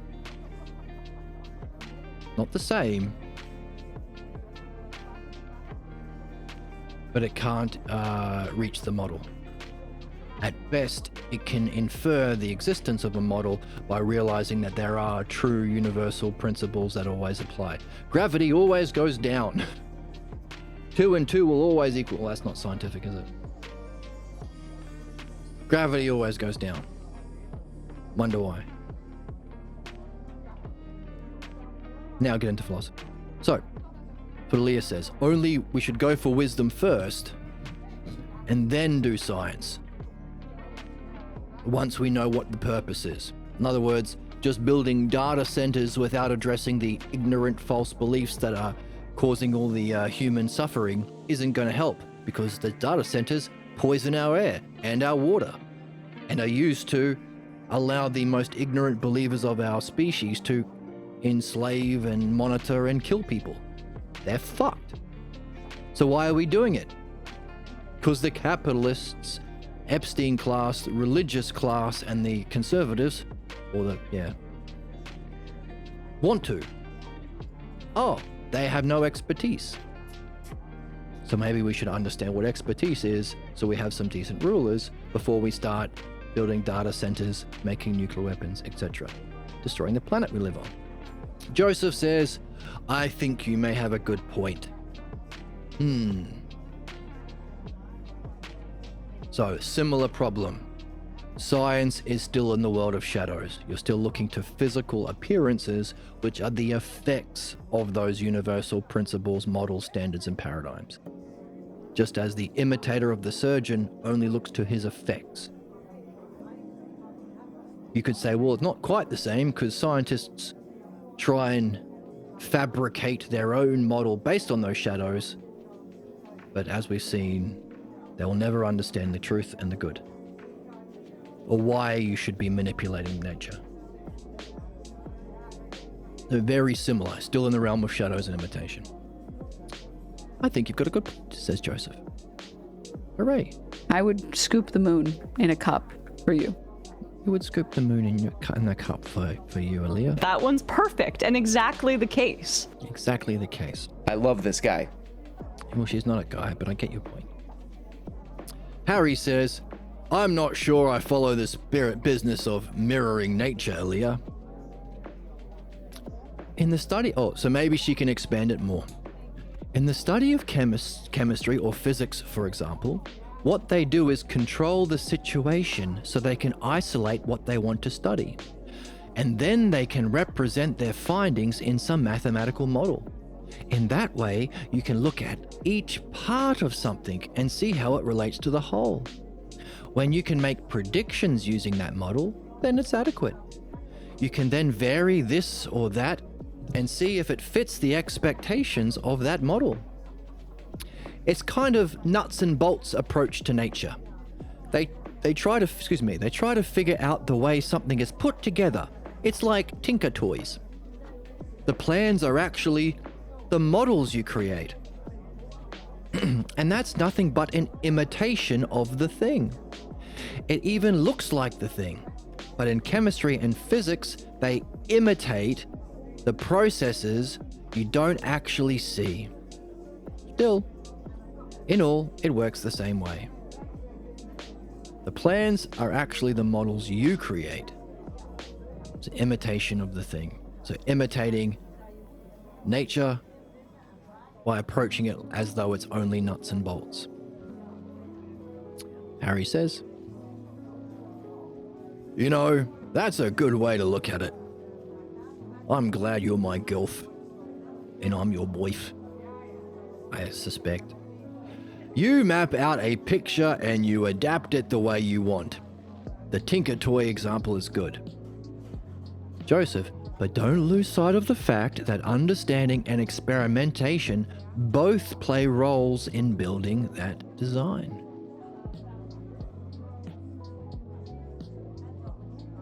So there is no knowledge, just understanding and manipulating imitations. What do you know? I win! God damn it, Harry. That's insane. Like, you need help. There's no help, actually. You need a straitjacket. You need a straitjacket, Harry. Only if you appreciate the role of understanding do you win. So, understanding and manipulating. So there's understanding in science and manipulating shadows, imitations. So no models, no holes, just parts. So Harry thinks he wins, and Joseph says, yeah, you win if you see the value of understanding over belief, numbnuts. Harry says, and if you appreciate the role of imitation. Fuck you, Harry. Fuck You sick fuck. Harry, you sick fuck. And I don't call that understanding, says Elea. Why not? Unless you know what the Tinker Toy is made of, you are only playing games. What is this stuff out of which all this is made? Like, what is it? Would it be similar to the wood in the Tinker Toy example? I wonder if we will ever know. Harry, if we can't get to that, what do we really have? We are born into all this, and I don't know what it really is. Some people tell me you can't answer that kind of question. If they're right, what can you say you know? It's strange. So I don't care if science finds newer and smaller parts or parts of wholes. I want to know what is this stuff. So, imitation of what we are experiencing in the effects in the physical world by creating a map of the parts. We never know what they are parts of. We are inferring a whole, we don't know the true whole. We are imitating nature based on our observations of shadows. And that's not really understanding, says Elea. I want to know what this stuff is. Sure, you can find smaller and smaller and smaller parts. Or parts of wholes. But what is it? Don't know what it is, then what have you got? You can manipulate electrons to make a computer. You can manipulate nuclei to create an atomic bomb. So what? What do you got? Another data center. Another genocide. Why are we here? What is this place we're in? Says Elea. Harry says, yeah, you're weird. Fuck you, Harry. Dude, suck my dick. Exactly. Dude, you're weird. You forget one thing, Elea. Science can tell us how the smallest particles function. That's what they are after. They want to run it all down. Find the smallest stuff out of which all this is made. Didn't I tell you I don't like being called weird? Ooh, trouble in paradise. Ooh. There's hope for Joseph, maybe, after all, if we ship them. Didn't I tell you I don't like being called weird? And I'm not the least bit interested in how the parts behave. How the parts behave. Or how they function. All I want to know is, what is it that is functioning that way? If they can't explain it, then you tell me what this is all about. Good point. If you're just looking at smaller and smaller parts and how the parts behave, you're looking at shadows. You are like the imitator of the surgeon. You don't know why it's here. You don't know what the surgeon knows. You don't know the model of the good. You don't know the purpose of creation. You don't know the parts of the body. You don't know what creation is, what the physical world is, what the ideal of evolution is, or the ideal of the universe is. You can't judge the differences. You don't know the aspects. What is beauty? What is justice? What is goodness? What is love? If you're just looking at how parts behave, what have you got?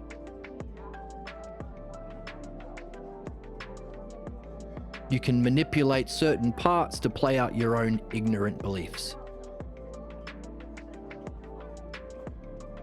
But the surgeon knows the model, knows the whole, knows the intention of surgery, knows what the goal of the art of medicine is to bring about the healthy body. What's the goal of the physical universe?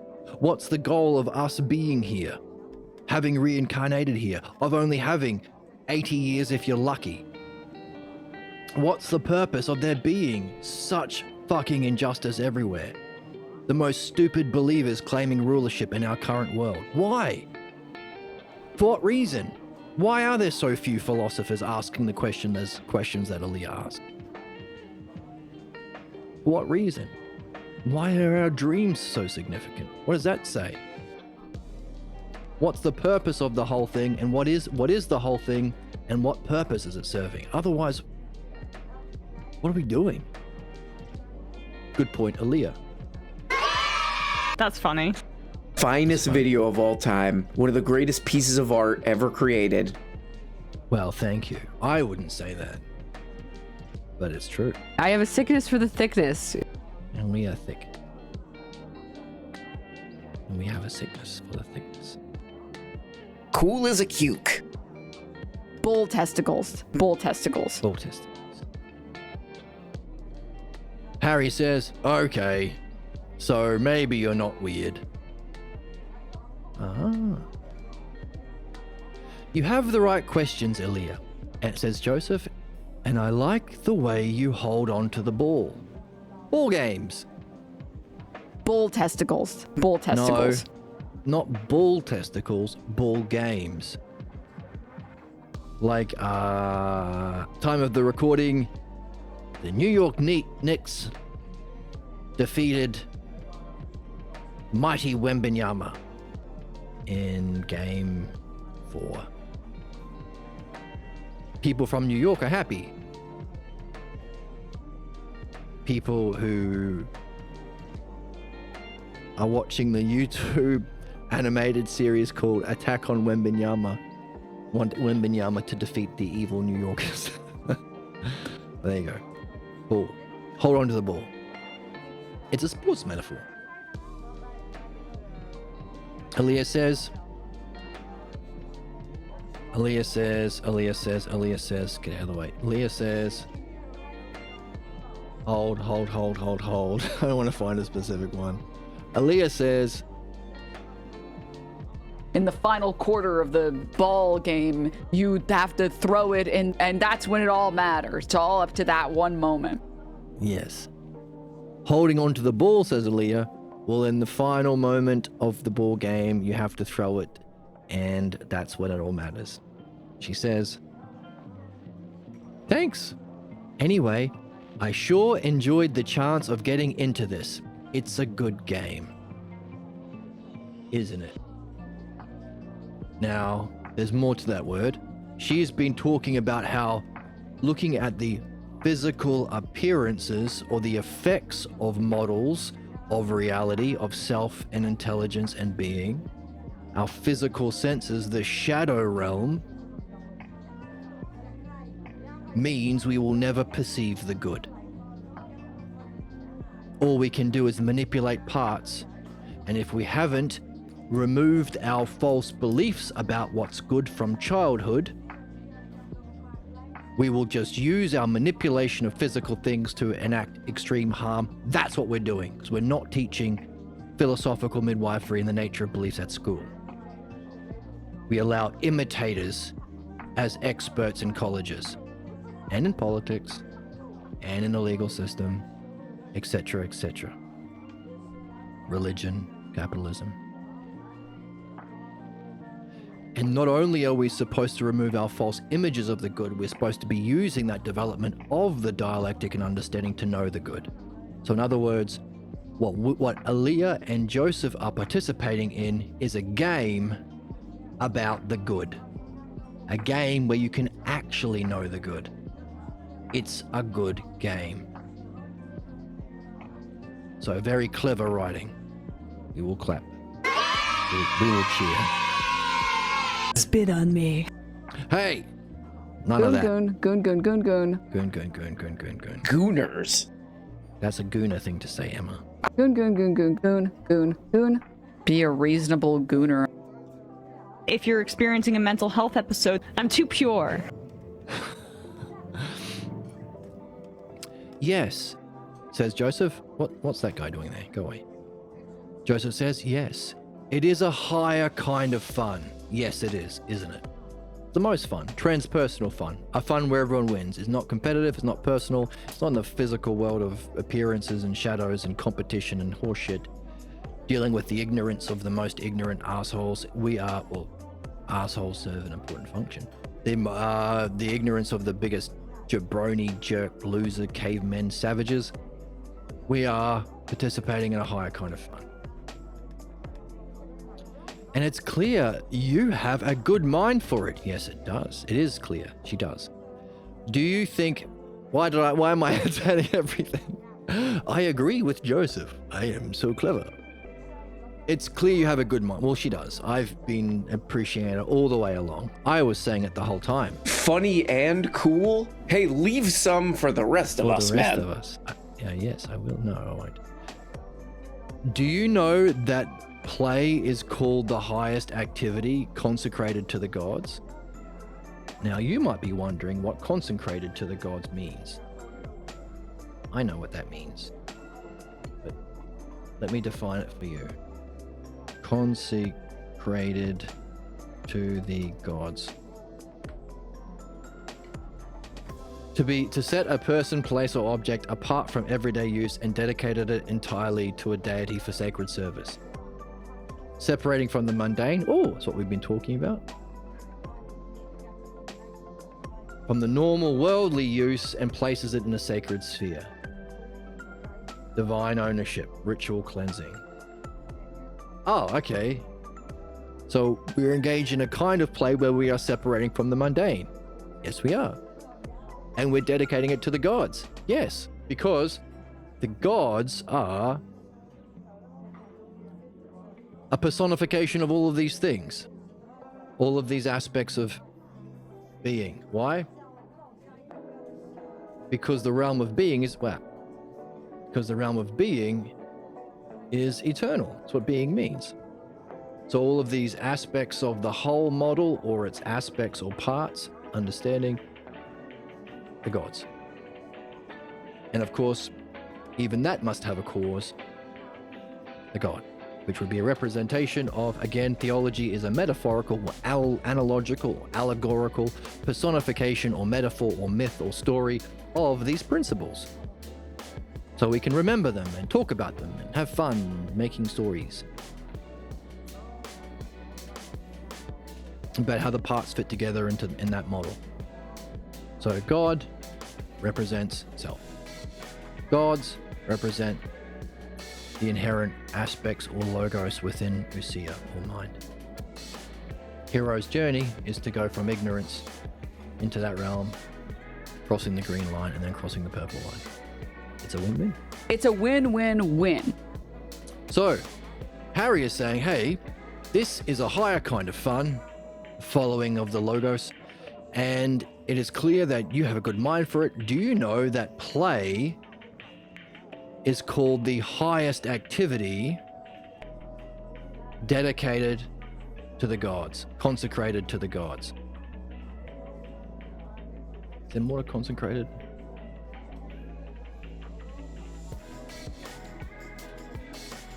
Solely dedicated to a holy purpose.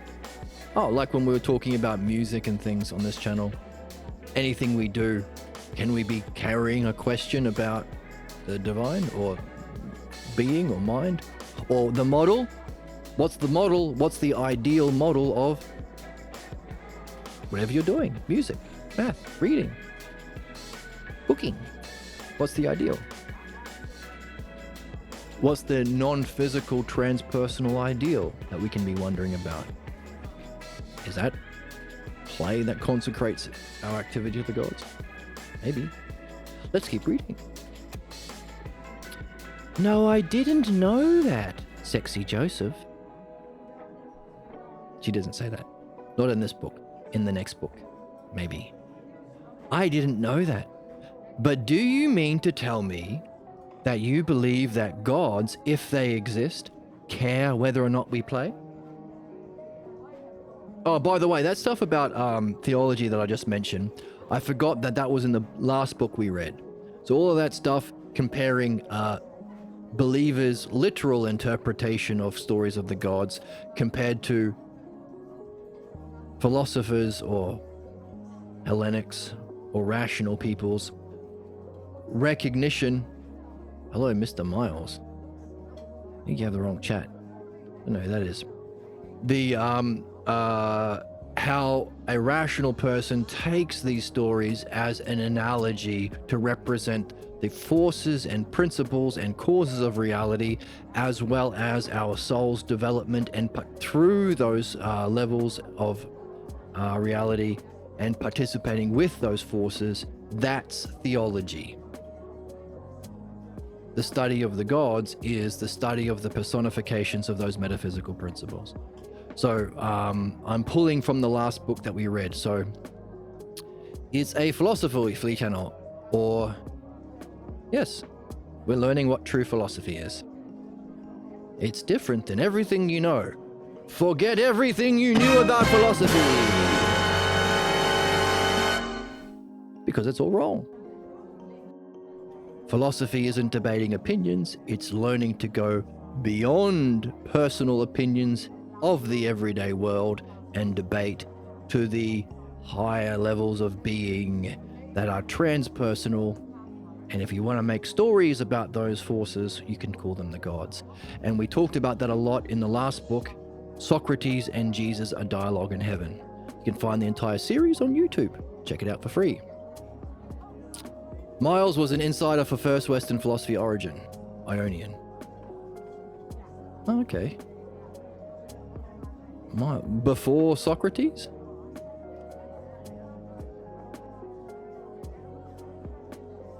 Before Homer? What makes him first?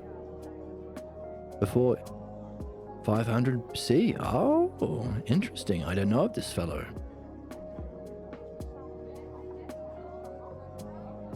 What did he, how do you know about him? I don't think we have any writings beyond Xenophanes. So Xenophanes taught Parmenides, and Parmenides taught Socrates. I wasn't aware of any writings before that other than Homer. Who's this Miles chap? Did you imagine him? What did he write? What did he say? So, do the gods care whether or not we play? Asks Elea. Elea, says Joseph, you sure caught me on that one, because I really don't know how to answer that. It's a fine idea to explore sometimes. Maybe we can catch up without Harry here. Ooh. Off the perky, call me Kirky. Call both of us Kirky. We'll have to it's a fine idea to explore sometimes, but not with me. What? Boo! Fuck.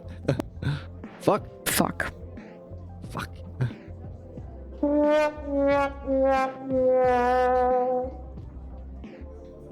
Why not? What's going on?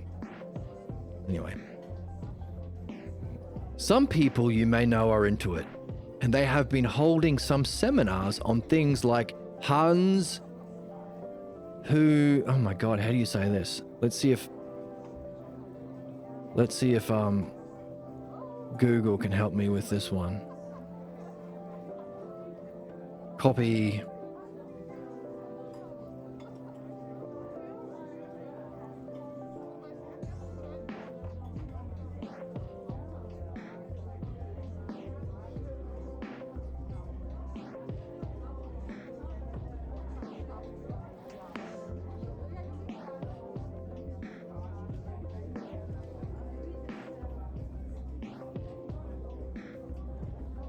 Heisinger. Heisinger. Heisinger. Heisinger?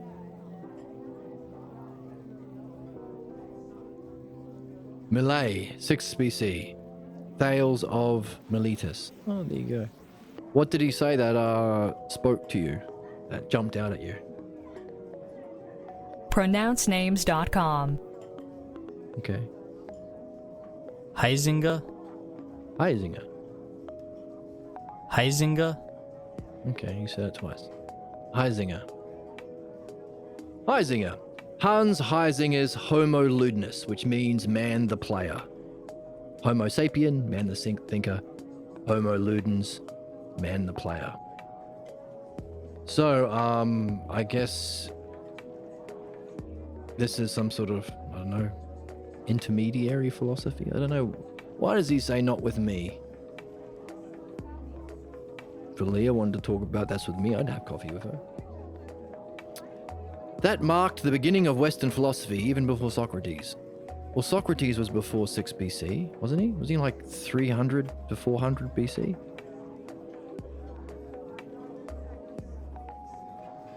And his teacher Parmenides gave us the map of philosophy in his 9 hypotheses, using the dialectic to outline all of the possible ideas of self and reality that human beings could have. So predating Christianity while completely describing what it is, what it can do, its failures, and how it's a part within a greater whole. And I think that his teachers in Xenophanes, we have some snippets of where he said, so that would be what, 400 to 500 BC, Xenophanes? It's the whole that is seeing and hearing right now. It is the whole that is seeing, hearing, and thinking. What is that?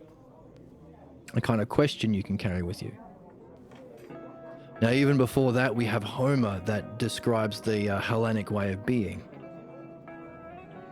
Hellenic being human beings who are using their mind to know their mind by exploring their problems, their false beliefs, doing dream analysis, get clues about their dreams, challenging their earliest teachers of their false beliefs, like Achilles.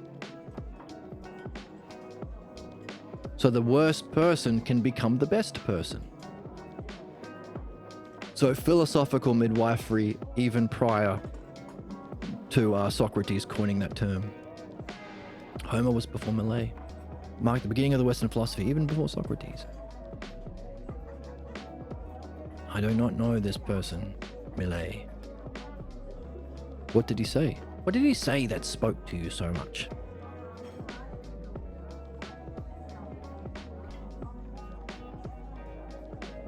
So, Hans Huizenga. I've never dealt with. Now you're fortunate. There is a new translation of Homer's Iliad,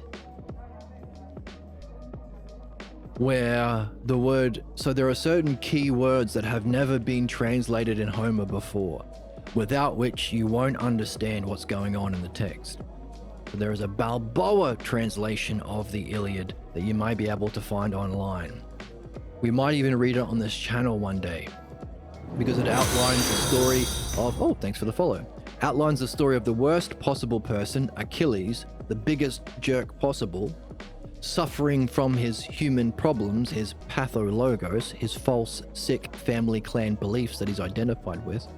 But he goes on, he realizes that his false beliefs, left unexamined, causes the death of his loved one, his dear friend, and he goes through the process that we are all here to go through, called philosophical midwifery, giving birth to those false beliefs through the art of dialectic applied to our beliefs and dream analysis, showing everyone in that time that even the worst person can solve their problems and become the best person.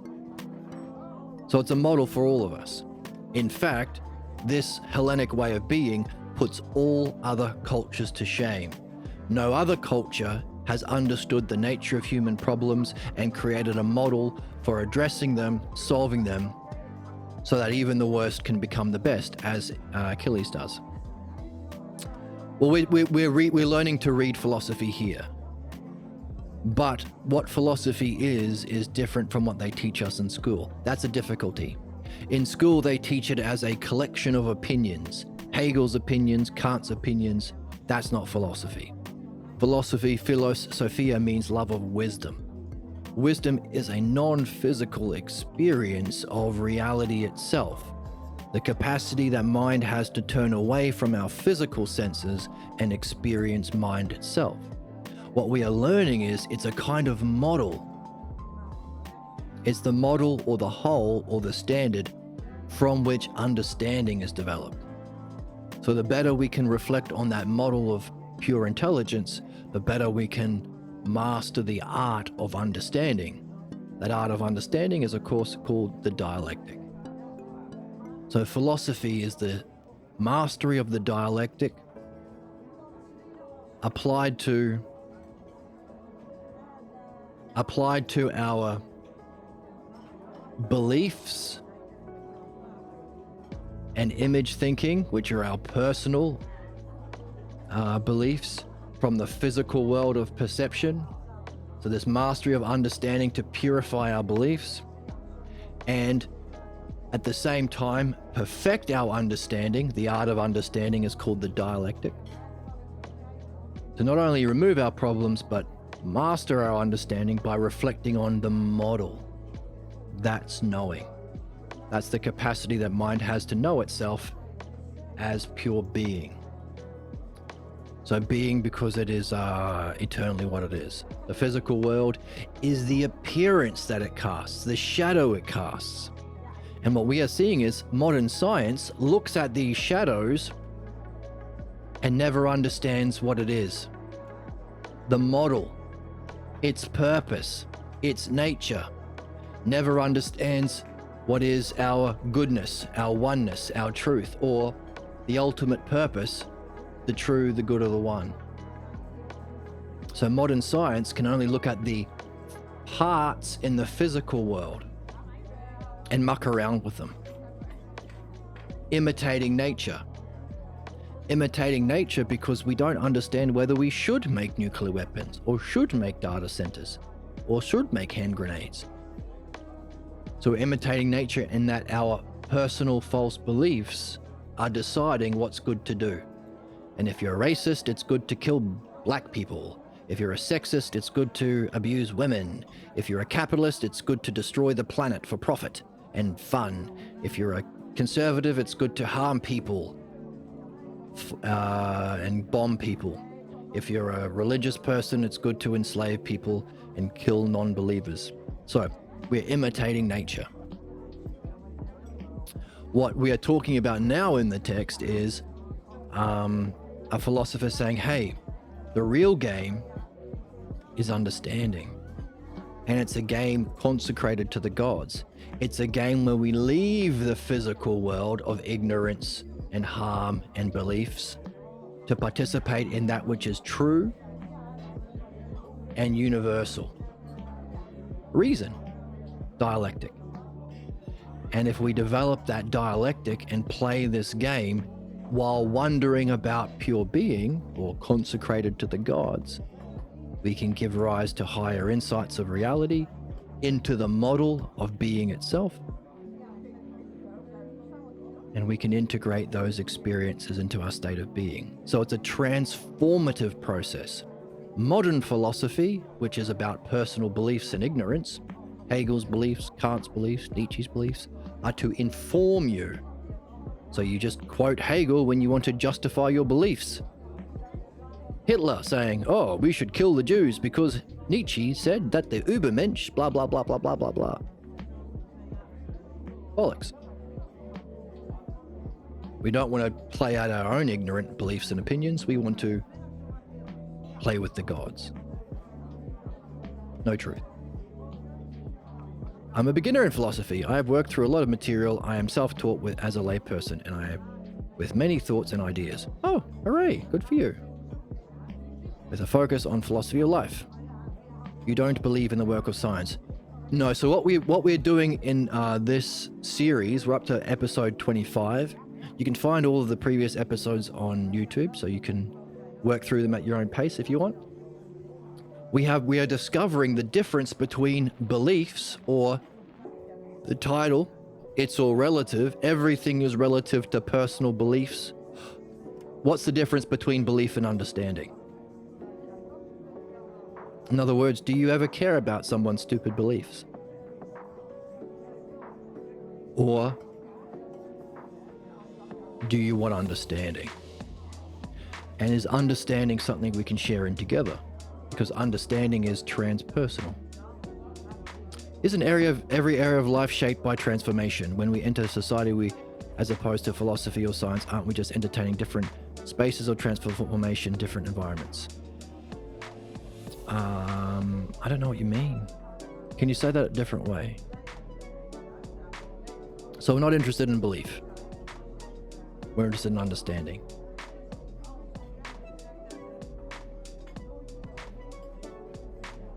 Give you a second. Sure. You may have several. So, we want to be playing in the highest possible way. And you could read I've already forgotten how to say that guy's name. Huizinger's Homo Ludens. Elea says, Harry, I was thinking about something when you and Joseph were talking. Do you see yourself as protecting the right to convince others? A kind of amendment to the Bill of Rights? So, does Harry have a right to convince others of his stupid ass beliefs?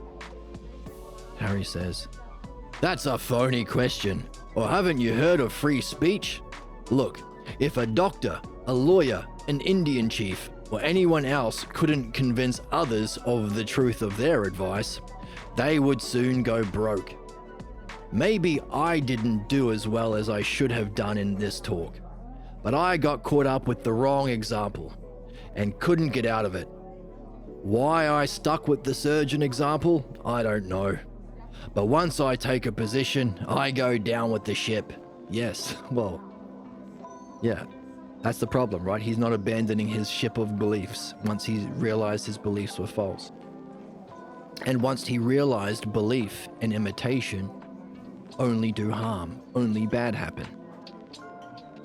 A surgeon or any expert requires knowledge and understanding. So he's still going down with that ship. I take a position and I go down with a ship, even if it's not my ship. That's right, remember? Beliefs are inherited through our family, our culture, from past generations. Believers think their job is to save beliefs by engaging in personal interpretation. Oh no, Jesus is good actually, because actually, if you think about it, evolution isn't real and dinosaurs were made up actually. It's the deep state. So we have to find a way of lying or telling stories or projecting or interpreting to save the beliefs we happen to be born into. That's what believers think that their job is. Then we march under the banner of Jew or Muslim or MAGA or Nazi or whatever it is, killing those who don't believe in our bullshit. Or we realize that all human beings have a problem called belief, and it's the source of all human problems, all human ills, and our job is actually not to do what Harry is doing, play the game of interpretation to save bullshit beliefs that aren't even his, but our job is to move from belief to a higher game, a game consecrated to the gods, whatever the fuck that means, to play the game of understanding, which is a win-win. It's a win-win-win. Because anyone can play understanding. You don't have to be a billionaire. You don't have to be a Jew. You don't have to be born on the right piece of dirt. You don't have to be the right color skin. It's our purpose. True, universal, and also it allows us to apprehend those higher principles. So while beliefs and appearances and physical senses are in the realm of shadows or effects, understanding reflects on, or dianoia, higher understanding, reflects on the model. So, in chat, science, as well as philosophy, as well as everyday life and the professional world, each follow its own environment. Each has its own jargon and its own way of solving problems, its own decision-making methods, as well as a criteria of what's important and what is not. Sure, makes sense. My question is therefore, each environment has its own criteria for transformation. But what I am certain of is that every environment transforms itself. The question is rather whether these criteria diverge from one another. Sure, so we are understanding what the differences are. What is true philosophy?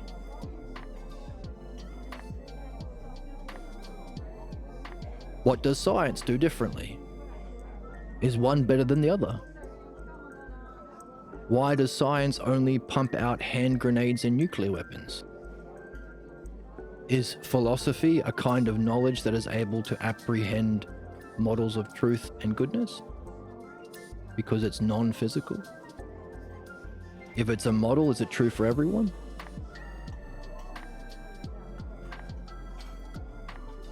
What's the role of belief? So these are good questions. So what we are discovering is we are supposed to be giving birth to those sorts of questions and carrying it as we read the book. We are reading a book written by a master of philosophy. So this book is so fantastic because you should be able to pull from the book certain questions and answer it based on the book. In other words, read without interpretation. Otherwise, you're just vomiting up your own beliefs and creating pictures by finger painting with the beliefs and opinions you've already been carrying your whole life. That won't help you. That's just like a self-confirming prophecy kind of a thing. That's why we're reading here. So we read and we reflect. We read and we reflect. Read and reflect. That's the fun game. So we need to make sure the answers are answered by the text. That's the game. I am not concerned with right or wrong. Each of these disciplines or environments operate different premises. In my view, a comparison is not meaningful. Oh, okay. Well, what if somebody says, hang on a second, philosophy is necessary to understand how we should be using science, because philosophy apprehends the good, the purpose, the nature of reality, the meaning of life, whereas science can just look at the effects in the physical world, look at the parts, smaller and smaller parts. And how can we manipulate those parts to fulfill our own purpose? A billionaire will manipulate those parts to enslave a species for his profit. The Epstein class. A conservative will manipulate those physical things to bomb a socialist country. A religious person will manipulate those physical parts to genocide the Palestinians. Are any of those things good? What's the model? In other words, think of a surgeon. Does he just look at physical things, or does he have a model of the healthy body? Does he look for what's different from that model and do his best to bring a patient's body to the ideal? Is philosophy the study of the ideal of humankind? I've not read your channel description. Let's go. Read and we will talk. Yeah, so hopefully some of these questions will help you figure out what we're doing. So, Joseph is in the mix and he's saying, I take a position and I go down with the ship. By the way, you can follow on YouTube. We're up to episode 25, so you can catch up if you want. And you can find a PDF to the text. You can join the Discord, meet people there if you want. You can even buy me a coffee. There's a link below. If you want to donate, if you find it meaningful. Speaking of coffee, oh, I'm empty. I take a position and I go down with the ship, says Harry. Even if it's not my ship. That's what we were talking about, right? Beliefs.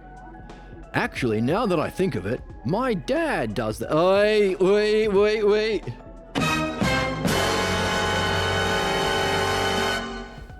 Now that I think of it, my dad does that a lot.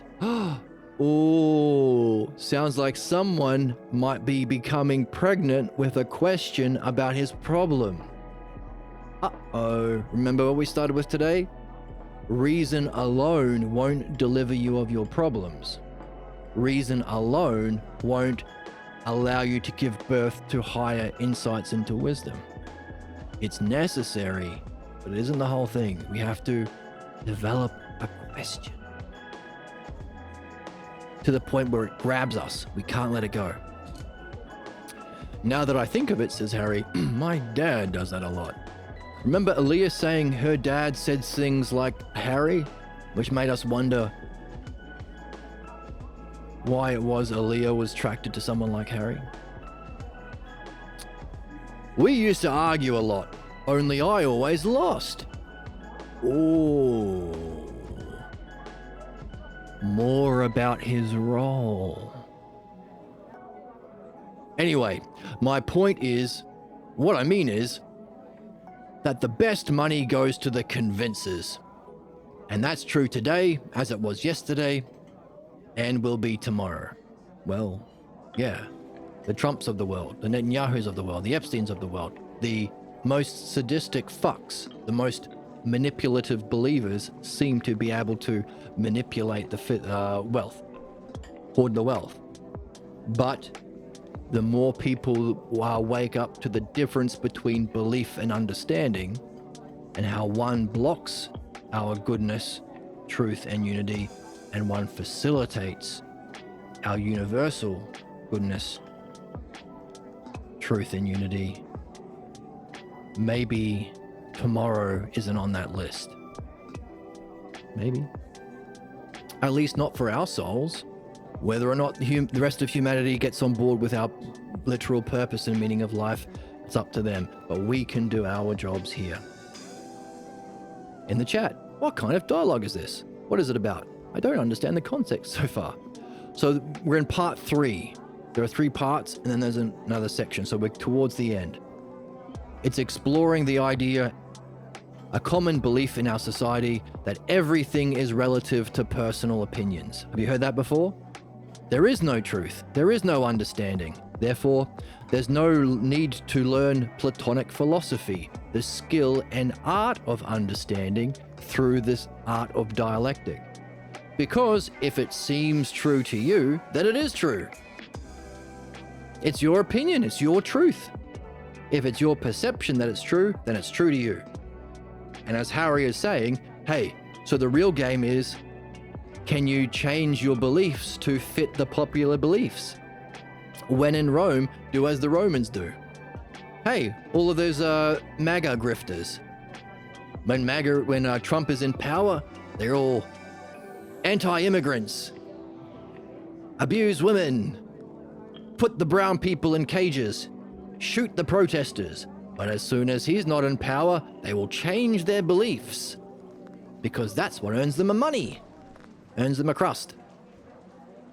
So it's those who can convince other people they are experts by giving the appearance of understanding, the appearance of knowledge, that are able to scam people for their own personal profit. And Harry thinks that's what life is about.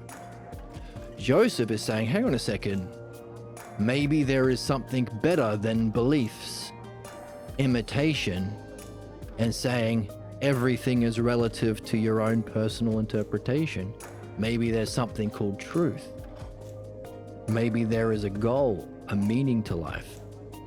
Maybe there's a difference. Maybe when there are certain circumstances or activities where you don't want the imitator.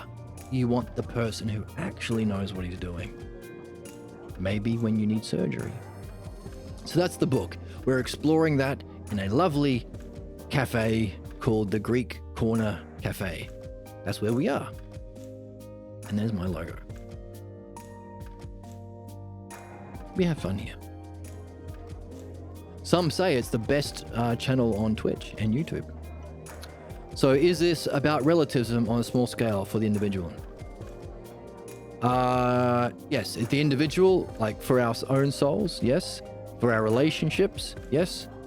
For our society? Yes. For our species? Yes. And to recognize and understand the meaning of life. So all levels. As above, so below. Does it bother you if I ask follow-up questions? No, not at all. So Harry thinks, hey, if you can convince people that you're an expert through beliefs and imitation and manipulating the beliefs and appearances of others, or your appearance based on other people's beliefs, then you get the money. It's as true as it was today, as it was yesterday, and it will be tomorrow, says Harry. Elea says, about this convincing. How far do we have to go, by the way? Close to the end? Got a little bit to go. Okay, we've got a few pages to go. Powering through this book. We had close to 200 eps on the last book. The last book was a fucking masterpiece. This is a masterpiece as well. About this convincing, would you say that convincers can convince others whether or not they really know the truth about what they're saying? And do they care whether or not they truly benefit or harm those whom they convince? So, fantastic, wonderful, beautiful Elea is introducing the idea of benefit or harm. This is the first time it's being introduced. I've been sneaking it in our reflections, but the imitator of the surgeon has been about giving the appearance. We've understood how he can function, but now we can conclude based on benefit and harm. Do they care about whether or not they truly benefit or harm those they convince? Do you think who are the believers in our society? Do you think the conservatives, the capitalists, the religious give two shits about who they harm? Do you think the Jews care about the Palestinians they're genociding? Do you think the conservatives care about the working class who they are exploiting? Do you think the capitalists care about the children they are working to death in their mines? Seems like believers don't care. Or their model of knowing is the only thing they can do: harm. Sadism. Hey, billionaires could solve world hunger 3 times over. Why doesn't one of them do that? It's not their model of beauty, not their model of justice, not their model of goodness or strength. Because they don't understand anything.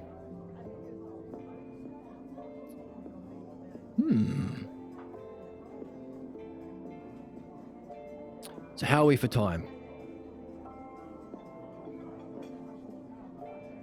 Alright, so maybe we should finish it by recognizing that what we are playing here is a different kind of a game. It's not personal, it's not win or lose, it's win-win-win. It's a win-win-win. And it's consecrated to the gods, whatever that means. Homo Ludens, man the player. And this, true philosophy, to be Hellenic, philodianoia, the love of understanding, is the noblest game. In the chat, both participants in this dialogue script seem to be two sides of extremist positions. Not extremist in themselves, but rather respective sides of the middle. Maybe it might be so. There are 3 people. There's Joseph, the dialectician who's leading the discussion, maybe because he has some sort of skill. There's Harry, the regular philosopher. See, Joseph learned his philosophy at Golden West College in California, where the author of this book taught. Harry is from a regular college that teaches academic philosophy, which is actually philodoxia, love of opinions. He thinks philosophy is debating opinions and winning a debate, convincing others of your own personal opinions. Elea seems to be between 2 worlds. I so far only read about Henry and Harry. Right. So, I'll tell you what we'll do. We'll give you a chance to catch up. There's a link to the text below, or there's a link to the YouTube where you can catch up with the previous videos and read along with us, this guy. It's a lot of fun. The best kind of fun.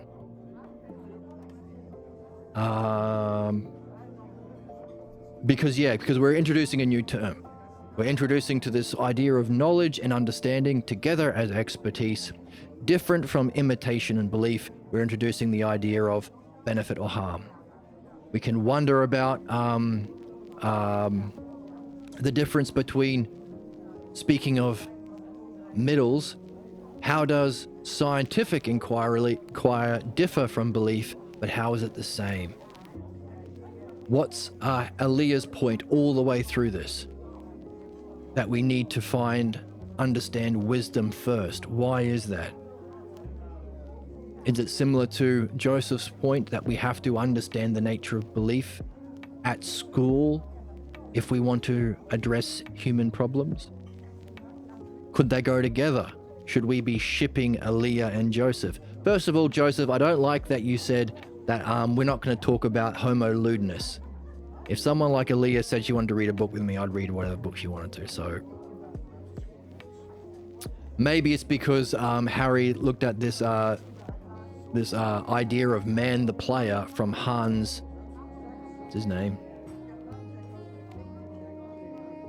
Hans Old. Huizinga?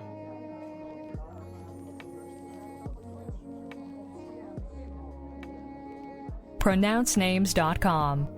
Okay, thanks. Huizinga? Huizinga. So maybe the fact that Huizinga just has a fun, catchy idea, Homo Ludens, man the player, and maybe his theory is derived from physical world observations. Oh, it seems that people do well when they play, but maybe that's as far as it goes. It's not a dialectician. It's not a master of the logos. It's not someone like Pierre Grimes or Socrates or even Plato or Homer. That very small group of people who have mastered the logos, and the art that we have discovered is our purpose and meaning of life. Huizinga, yep. Hans Huizinga, who wrote the book Homo Ludens, Man the Player. So, yes, it's just a bit of a fun thing, but there are people doing lectures on it. You know, there are few, if any, kinds of YouTube channels like we do here. But there are lots of people with their own personal theories, like, hey, maybe we are supposed to be playing games, or maybe, you know, that kind of a thing. So I think that's why Joseph is like, yeah, it's a fun expression. There are people who give seminars on it, like those are personal development or, you know,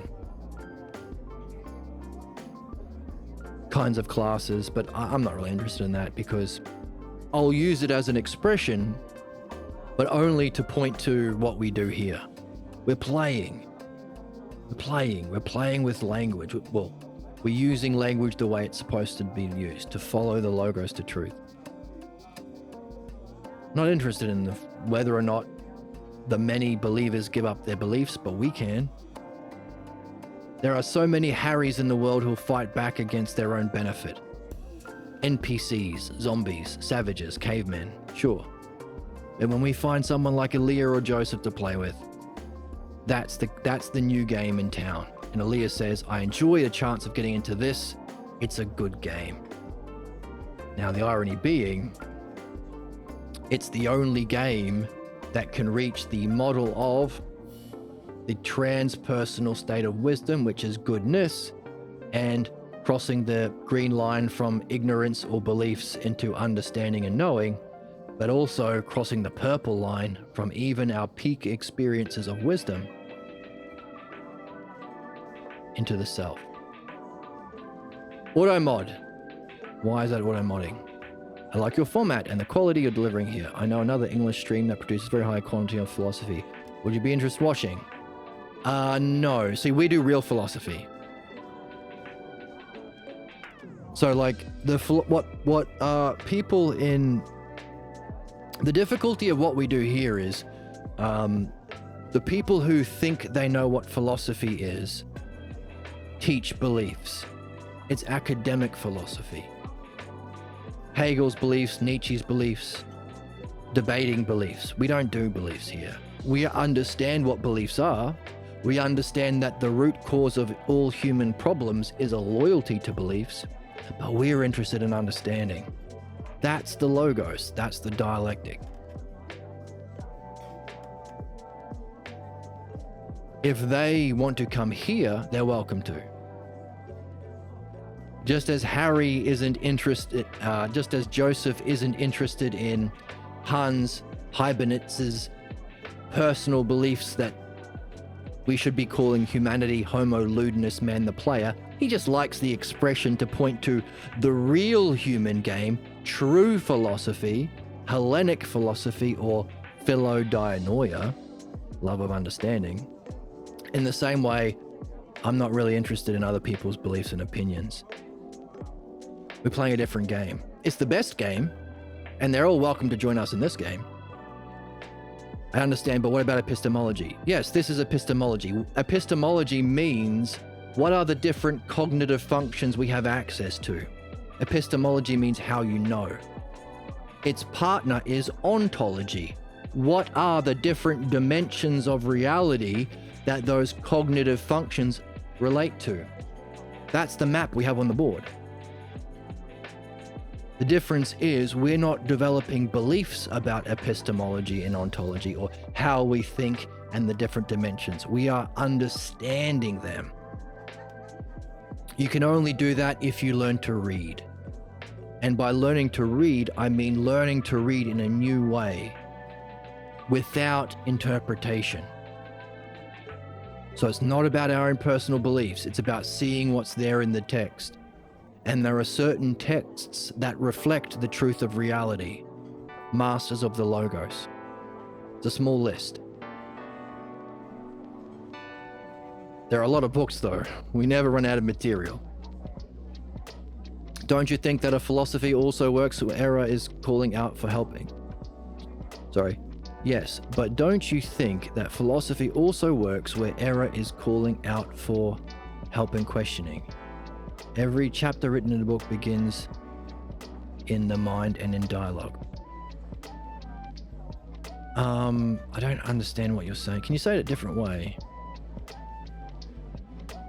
Yes, so we are looking for our own errors or our own personal beliefs that influence our reading, that block us from reading, the thoughts, the images, the beliefs, the tangents that come up to distract our reading. Yes, we are looking out for those things, and we talked about that today. Joseph says, you know what, maybe I do move too fast, and maybe I do give the impression that I'm trying to win a debate when I'm not really. I'm just enthusiastic about understanding.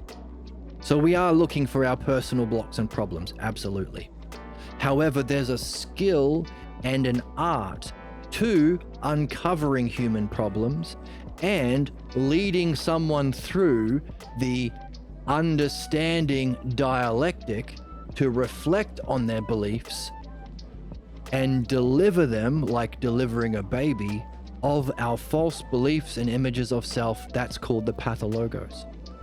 So what we're able to do here is understand the root cause of all human problems.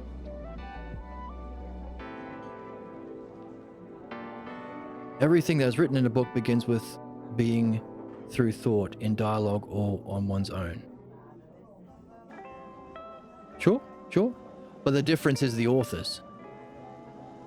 Are we reading a book written by someone who is expressing their beliefs, like Hans Hubinitz talking about his, which is why Joseph is like, oh, you might be interested in this guy.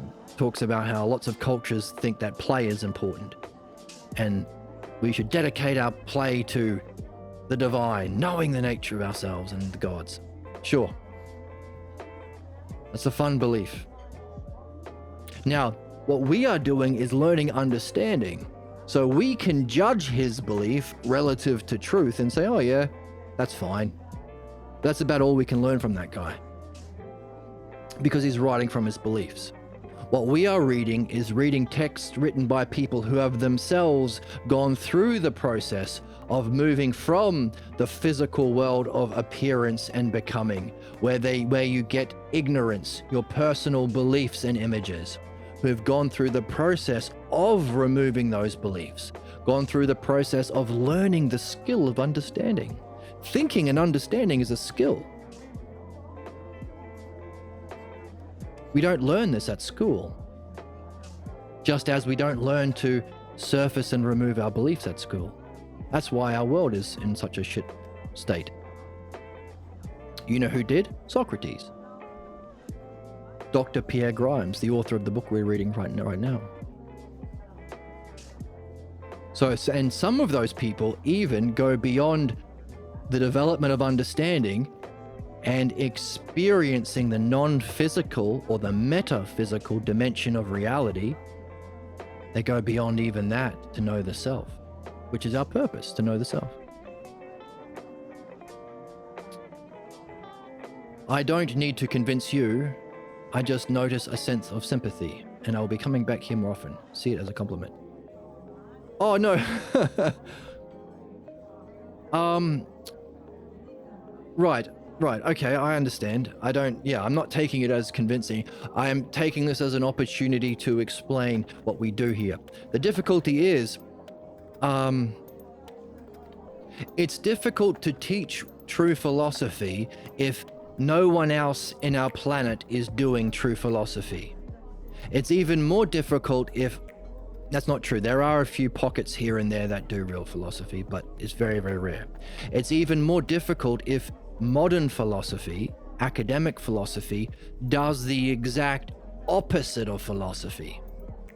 Socrates called modern philosophers, the ones that you learn about at school or you see on YouTube, he calls them philodoxia. Doxia is the Greek word for beliefs and opinions.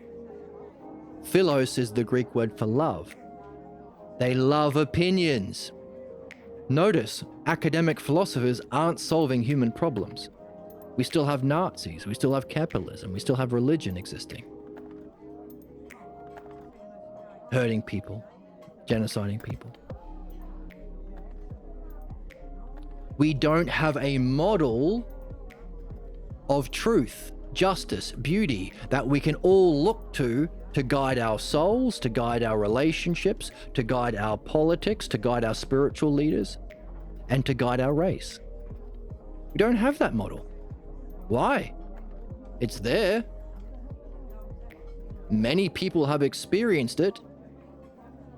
Our purpose is understanding derives from it. All of the Lego pieces of thought, whole. Everything you've seen is a whole of parts. Everything you've thought about is the same as something, in that it's a thing, but it's a different thing, same and different. You seek beauty. You demand justice of your sports referees. What is the whole itself? What is beauty? Not beauty in its adjective form, it's shadow in the physical world of appearances, not the shadow of beauty. What's beauty as a noun? All of these things that we use in thinking have an existence in a model. That's called nous, or knowing with a capital K, or ousia, mind's ability to turn around and know itself. Therefore, this would be the standard for every spiritual authority and every politician.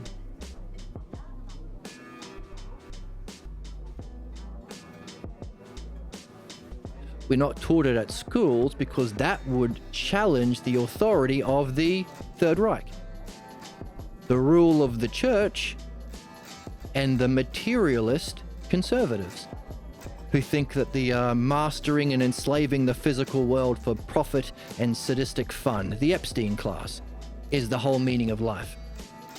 The absolute worst, most ignorant members of our species. So what they teach as philosophy is a love of opinions. So whenever we say, hey, maybe we shouldn't genocide Palestinians, they'll say, well, that's just your opinion. And it's our opinions that Israel has a right to exist. Maybe we shouldn't send all of our wealth to a small handful of Epstein-class billionaires. Well, that's just your interpretation. Nietzsche would say this. So let's have a debate about stupid opinions while the billionaire class rapes kids to death. That's the stakes of what we do here.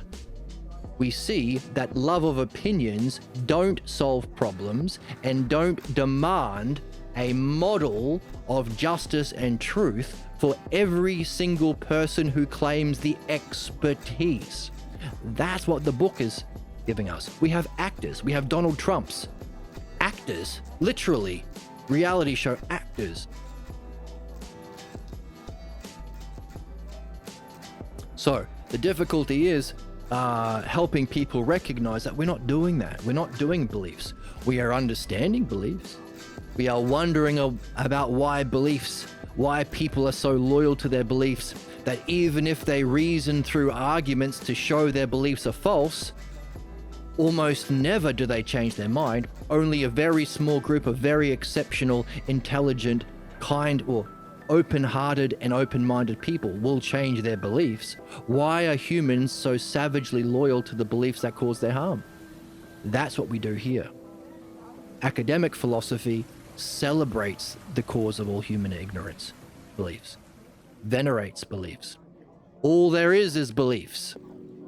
One philosophy professor is a Nietzschean, another one is a, I don't know, Cartesian ontologist, another one is a Hegelian materialist. Where's the standard? Where's the model? That's what we're after. What's the model of intelligence? What's the art of understanding that we can perfect? How do we use that model of intelligence and the art of its parts, understanding, to remove ourselves of that very ignorance and injustice we can easily see in these other people? And maybe even one step above that, after we purify the ignorance of our false beliefs and master the art of wisdom, knowing and understanding, can we even reflect on that peak experience and ask the question, whose experience, well, what, not who, what is experiencing that? Or what's the cause of that? Or what's the nature of that? Or what's the purpose of that? To move from the highest experience to that which is beyond experience, the self. Notice, intelligence is universal, it's not personal.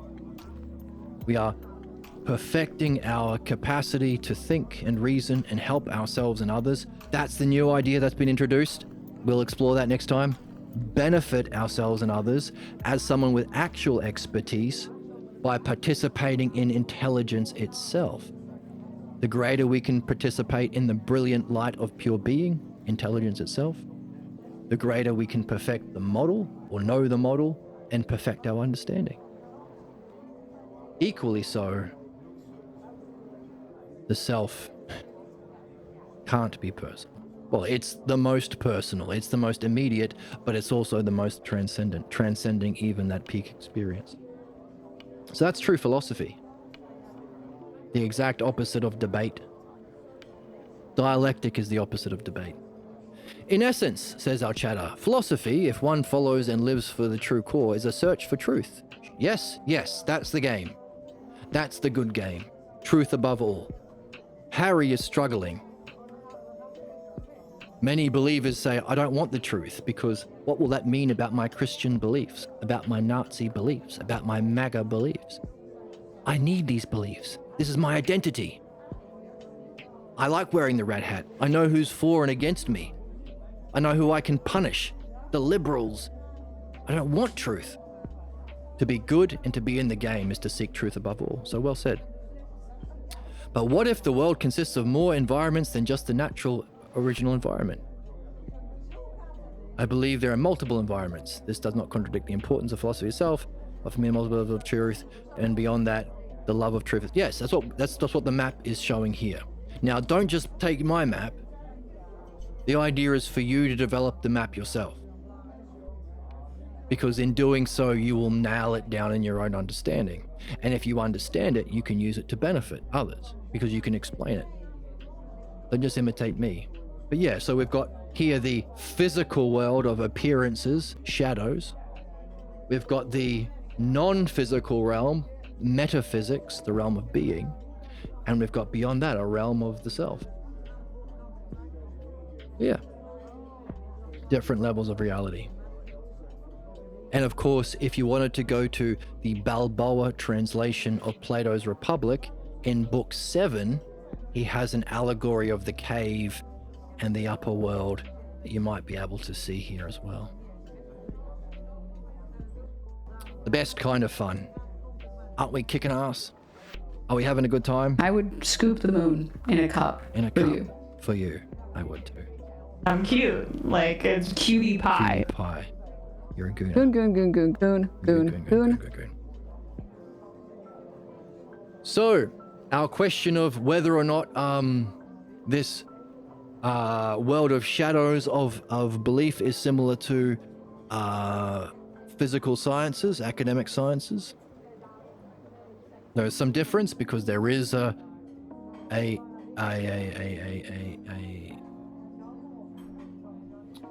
induction of a model. We create a model to make sense of our physical shadows, and we can change it, and we can hope that it predicts it. I think there's a language barrier here. I can recognize the quality of what you're saying, but it's beyond my level of language comprehension allows. I'm not a native speaker. Thanks for that. Oh, sure. Yeah, it's tricky stuff. But hopefully, the idea is to get puzzled. You don't get answers here. You get questions. To carry a question is to be on a quest. Whoops.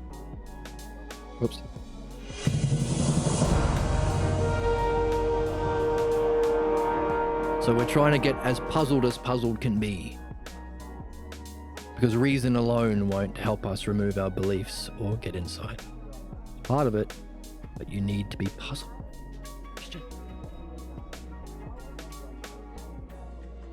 I can still recognize the quality though, and I'm curious and eager to hear more. Oh, great.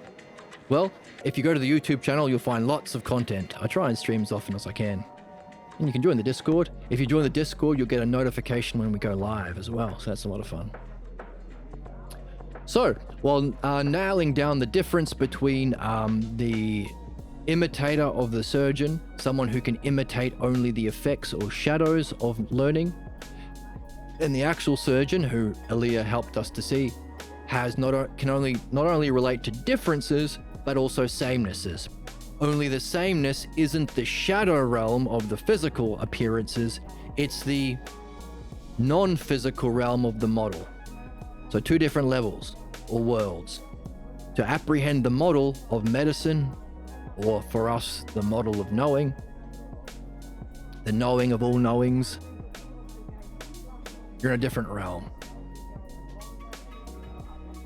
So, you relate to both samenesses and differences, sameness relative to the model and differences from the model, and be able to judge whether or not the differences make a difference. So so we're introducing the idea of therefore being able to use that knowledge of sameness and differences, or knowing and understanding, or whole and parts, or same and difference. These 2 ideas. 2 ideas, knowing and understanding. You could also call it ousia and logos. You could also call it whole and parts. You could call it model and activity. You could call it sameness and differences. Lots of different ways of talking about these 2 things. And Elea is introducing its use to benefit. That's what we're going to explore next. Elea says, hey, by the way, science seems to be similar in that you are only dealing with appearances. You might create your own model and hope it predicts, and you constantly change the model, but you have no idea what those parts are parts of. You don't know what the parts are really parts, like what they're made of, and you don't know their whole, you don't know the good, you don't know its purpose, because all of these are you can't just guess from its shadows. There's a limit to imitation. The imitator of the surgeon might create his own hypotheses, but he better learn medicine. And therefore, Elea is saying, hey, just as Joseph says we should be learning how to remove our loyalty to our unsuspected blocking beliefs in schools, so too we better be learning wisdom. Which, of course, we've recognized are our 2 things we're here to do as our meaning of life.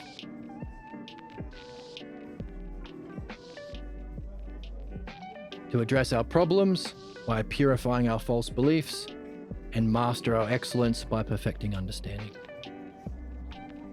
I was going offline now. Thank you for this. It was very enriching. Oh, glad you had fun. Hope to see you around.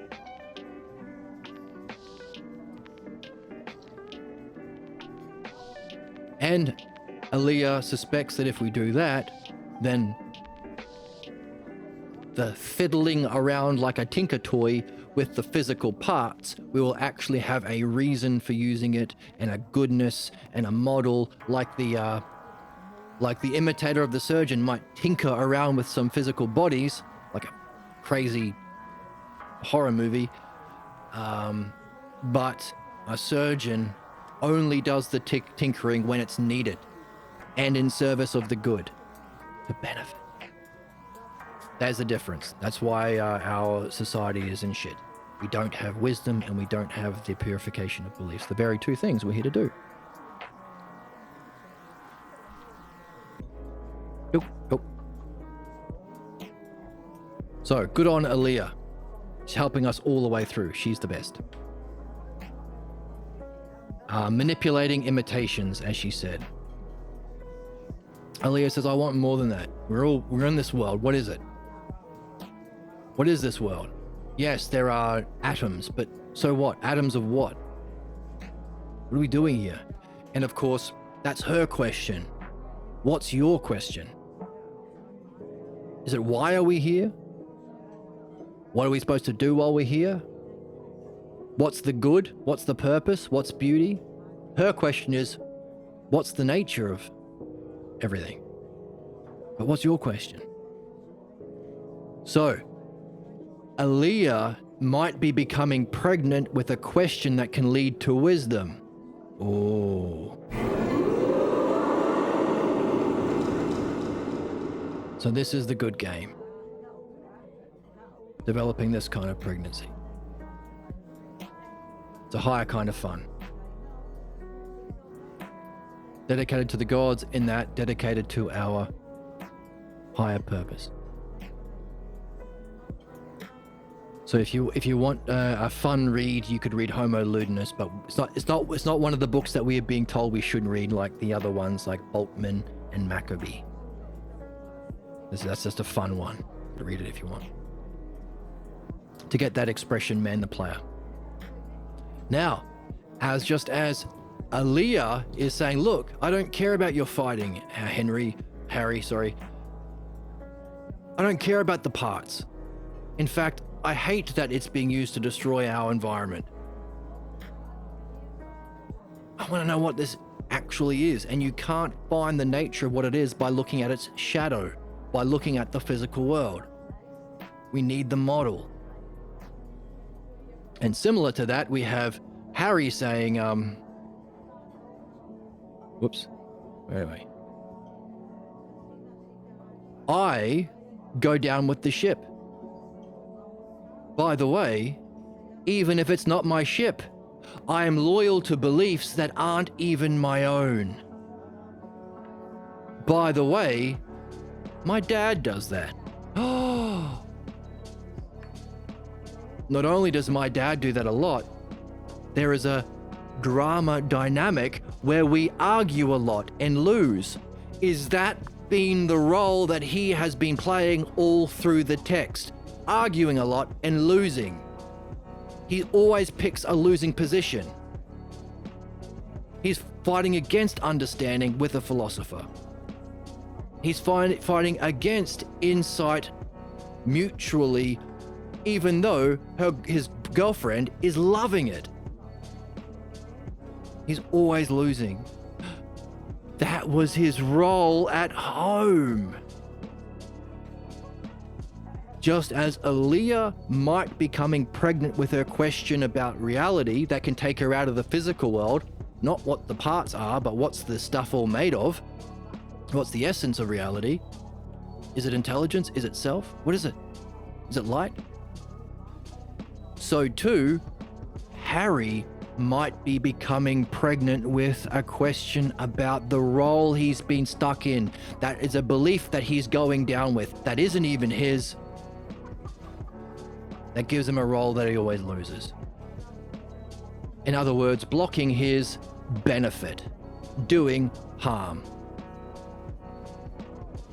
So a pregnancy of Harry about his harm and a pregnancy of Elea about her benefit. And that's what we're going to explore next time, the role of benefit and harm. Remember what we started with today? Reason alone won't deliver you of your problems. Now we can add reason alone won't deliver you of your problematic beliefs and roles that cause your harm. And in Elea's sense, reason alone won't allow you to give birth to your insights of non-physical wisdom that can lead to your benefit. And it seems to be that playing this game, the most fun, the good game, is the sort of game that can lead to that kind of pregnancy. And we might be seeing both of the kinds. Wow, did I mention this book's a fucking banger? Goddamn masterpiece. Speaking of what we should be doing at school, should we all be reading this book at school?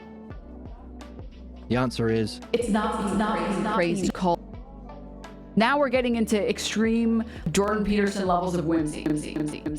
Yes, we are extreme levels of Jordan Peterson whimsy. I'm too pure. Too pure for Emma. If you don't know now, can I do my plugs now? I'm trying to do comedy career. No, we've reached the end of the show, but no time for plugs. Get the fuck out. No, I will not get the fuck out. We will get the fuck out, but no plugs. No plugs for you. I'm gonna get you. I don't know why. I don't know why, but I am gonna get you. No, don't get You me. have the brain of a child if you think that. That's the brain of a child. So, exciting, fun. Thanks for our new chatter. Thanks for the good questions. Thanks for an opportunity to reflect on what we've been reading. Notice the way the way that we answered his questions have been relative to the text, in that, I mean, there are a couple of times we went off text a little bit, talking about the history of philosophy, but generally speaking, I don't want to eat a monkey. I don't want to eat a monkey. We were trying to use the material from the text to answer his questions, which means if he does get into the text, he might be able to see these answers for himself, or even give birth to a puzzle. So reason alone can't deliver us from our problems that cause our harm, or help us give birth to the insights for our highest kind of benefit and excellence. It requires a kind of pregnancy that we might be seeing. Pregnancy, or the what's the word? The conception of a question. Oh, that kind of rhymes. The conception of a question. And playing this game is its gestation. I'm spitting bars. So, lots of fun. Goddamn banger. Hey, how are your dreams going? Are you paying attention to your dreams? Are you finding any of the ways that we are pulling out the questions and answers from the text? Are you finding any application of that in your dreams? How's it going? Have you been trying anyway? You might find that your dreams work with you if you try your best. Is there anything from today that you could be seeking in the book? Seeking in your dreams. Can you give birth to a question about your puzzle or your excellence from your dream? Thanks for joining me. I hope you're having fun. I'm having lots of fun. I appreciate those who watch these videos and take part and are having a good time. And if you're fortunate enough to find someone to read this kind of stuff with and talk about the stuff within your life, hooray for you. As we said, you can find the PDF to the text below. You can join the Discord. You can follow along on Twitch. You can donate to the channel if you wish to buy me a coffee. And pleasant dreams. And I will see you in